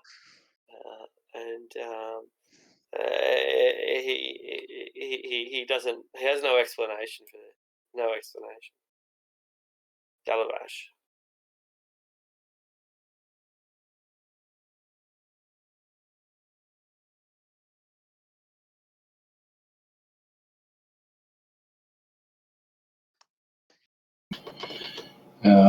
We will throw another produce flame.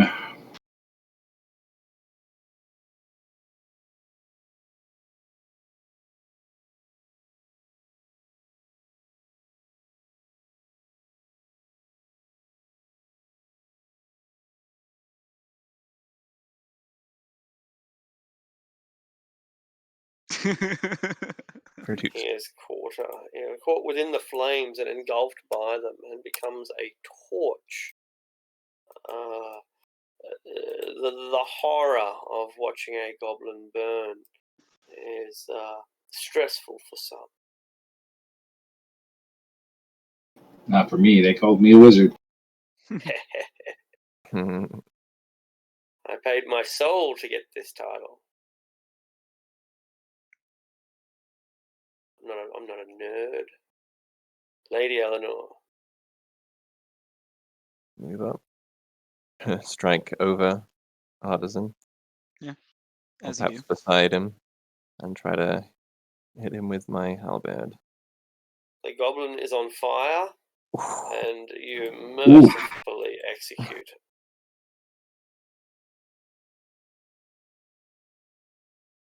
Leaves only one goblin remaining, and he neither runs nor resists. He's also nearly dead and will probably die of like infection or hyenas or something. Do we want to kill him?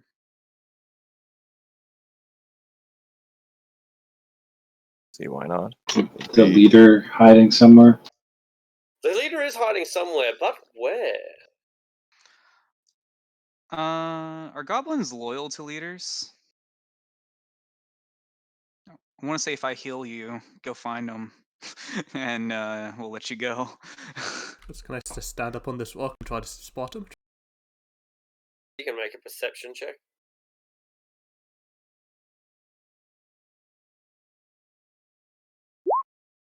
Use my inspiration. Sure. I'm supposed to be can good I at this. guide him? Can I guidance him? Never mind. Yeah, 17? I suppose. And the DC is 17. So he's about probably 100 feet off map from us now, so which puts us like 150. He's about 150 feet away, and he's crawling through the grass. And he's pretty quick. You'll just point him out. It's like, that's where the criminal is.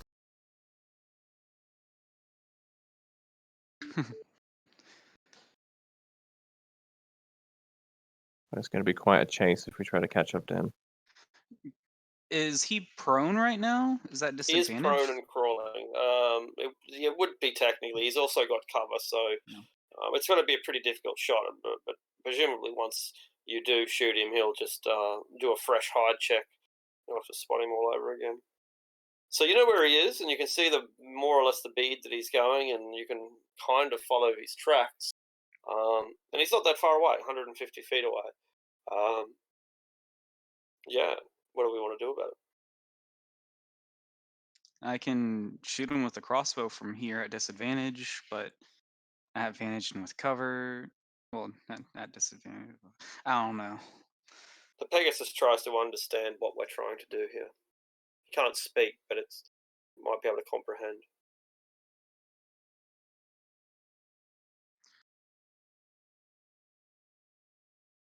I don't think any of us really knows how to communicate with the Pegasus.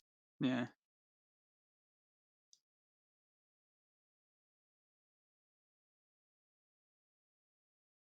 But I can try. Sure. So What I'll are you going to do? approach the Pegasus and just in what languages do I know? We'll check. I have no idea what a Pegasus speaks, if it even speaks anything. Could I make some sort of check to figure out what it might speak or understand? Yeah, sure. Maybe a nature check. I'm not very good at that, but that's not too bad. Great. So it's typical for animals like this to speak, if any language, again, if anything, Sylvan.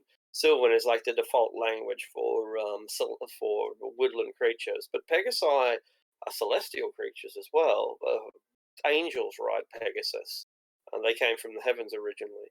So it might be that they can understand celestial. And on top of that, these are elven lands, and you can be pretty confident that throughout their history, the elves made use of any native Pegasus. And if that's the case, then they likely taught them their own language as well. I guess it makes sense. I know a little about Pegasi then, seeing as my character is enthralled with angels and the like. Yeah. So I'll speak to it in Celestial and tell it that the leader of the creatures that tried to attack you is but 100 feet direction. If you would allow me just this once to mount you, we can chase him down and get revenge for what he dared to do to you. Thinks about it and agrees to your proposal and gives you the elevation that you need to make this a closed deal. The Pegasus can run faster than the Goblin can. It can't hide from the air. It can only hide on a horizontal plane. It's only in grass. There's nothing to hide beneath. And from here, it's just a foregone conclusion of you running out of arrows or killing it. All right, I'll then, if it allows me, mount the Pegasus and attempt to chase down the Goblin boss. It can't be. It has no salvation, and so the Goblin boss will attempt to surrender. Well, I don't speak Goblin, and so I'm not going to show him any mercy. The Goblin boss is dead.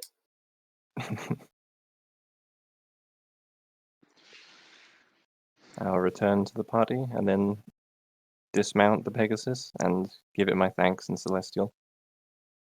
The Pegasus, as I said, can't speak back to you, but sticks around.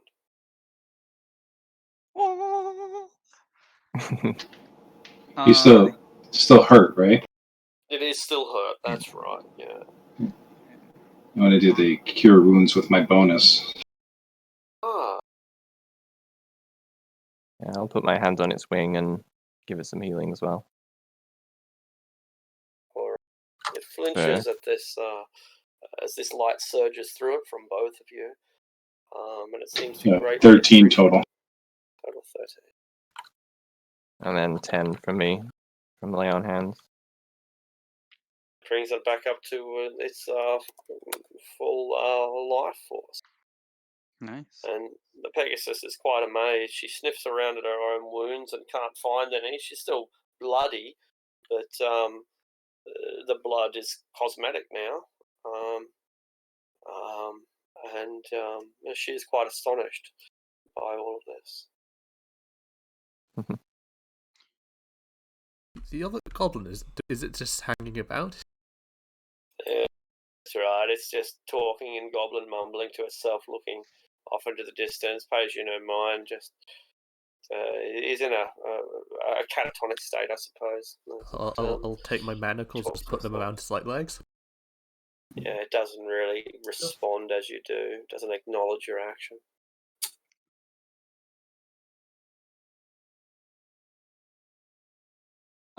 Did the boss guy have anything good on him at least? Did the boss guy have anything on him? Let's have a look. Question? For the other guys, I'm pretty sure it's just sticks and They have 8 rope in total. They have 1d4 plus 1 jars of magic paint. And in total, it could be. In total, they have 2d4 jars of carrion crawler mucus. Ooh. Can I snag the jars of the mucus? Go for it. If no one else wants it. I imagine I'd bring them back to the party and you'd say, oh, can I hold on to those? And I'd be like, okay, and hand them over. Yeah, they stink. They're the worst. It smells like garbage after maggots have turned it into sludge. Mm-hmm.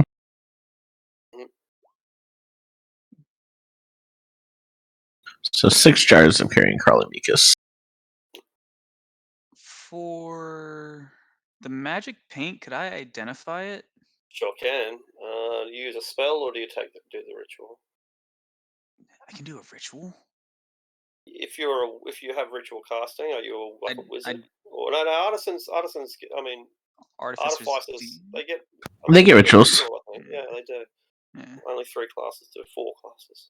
Anyway, so yeah, you can cast as a ritual. 11 minutes later, you identify it as Mage Armor Paint. Nice. That's cool. How long does it last? 8 hours. How many That's uses cool. per jar, or is it just one A per? single. Yeah, it's Okay. like a potion, but a potion that you rub all over your body. Like putting that blue weird on. That's it. That's exactly it. Yeah, that's what it is. It's little tribal paints that keep you safe. And we were the fools who thought the goblins were lying. Yeah. So while I'm checking out other bodies, I will use the message cantrip to tell Flightless that I want to talk to them alone later.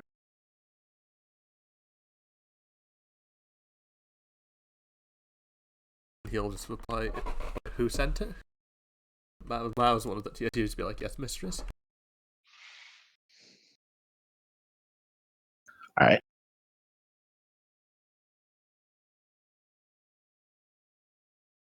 Who rolled that? Who rolled?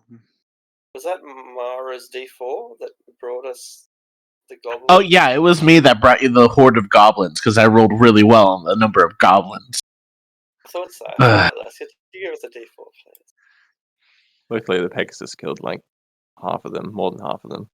Good on you. It uses a challenge rating too, so it deserves to be of some use.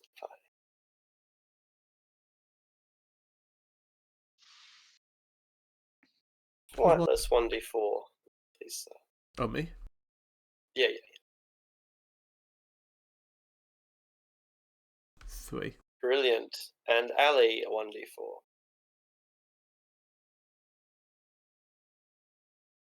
Okay. So, by the time you make it to Stonehome, which is the only stone building in this area, it's already dark. And before you make it to Stonehome, you see a curiosity. There is an enormous, partly built wall that runs north of Stonehome from the foothills going east, and it gets to just a little bit beyond Stonehome and keeps going, maybe half a mile or so. And it sits probably half a mile in front of the building called Stonehome. You're not going to reach Stonehome until after dark. It's going to be like 8 p.m. by the time you get there. So you'll be walking through the dark for an hour or two. But several of you can see in the dark. You don't have horses to lead. And assuming that Mike Bison is still with us, he doesn't really care whether it's day or night anyway. He doesn't have to see. He's got a good set of a good brain in his head, and he's not going to fall in any pits or holes or anything. But we spot the stone wall from a fair distance away. Right on sunset, right as the light is beginning to fade, we see a tremendous figure who is taller than the wall, and the wall looks to be 10 feet tall. Tremendous figure who is taller than the wall at the very edge of it, but we only get a glimpse of it momentarily, and some of us probably don't see it at all. Like those of you with higher passive perceptions would notice. Those of you who don't probably can barely make out the wall in this light. But whoever it is, whatever it is, disappears from view as the sun begins to set, as it walks away from the wall.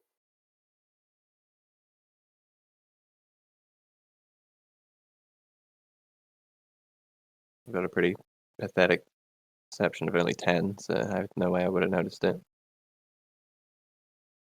I have 16. Should we call it there? I just got we lost 2 the players. Discord messages.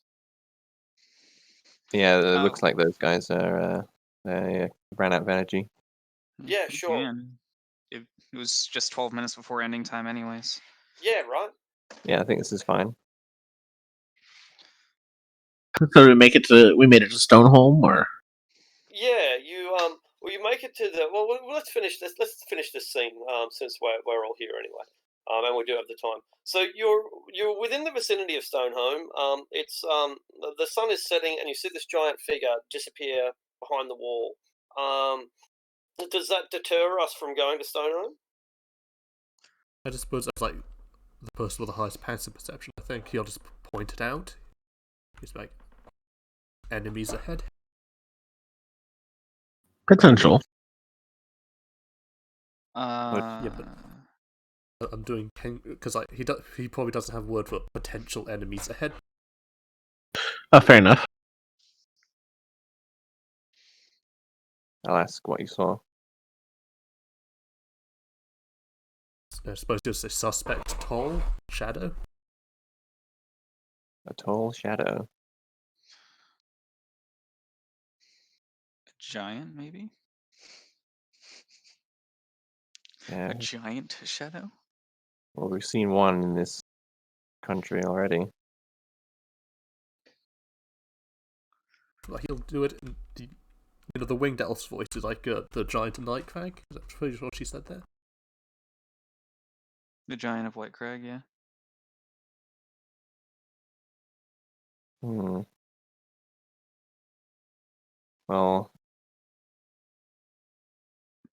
if there I is a suppo- giant at Stoneholm, I don't know if we're going to be able to take it on. I suppose we can leave it for the time being until we actually have to, because they're walking away from us, right? Not walking towards us. Yeah, they disappear from view, and now it's too dark to see where they are at all.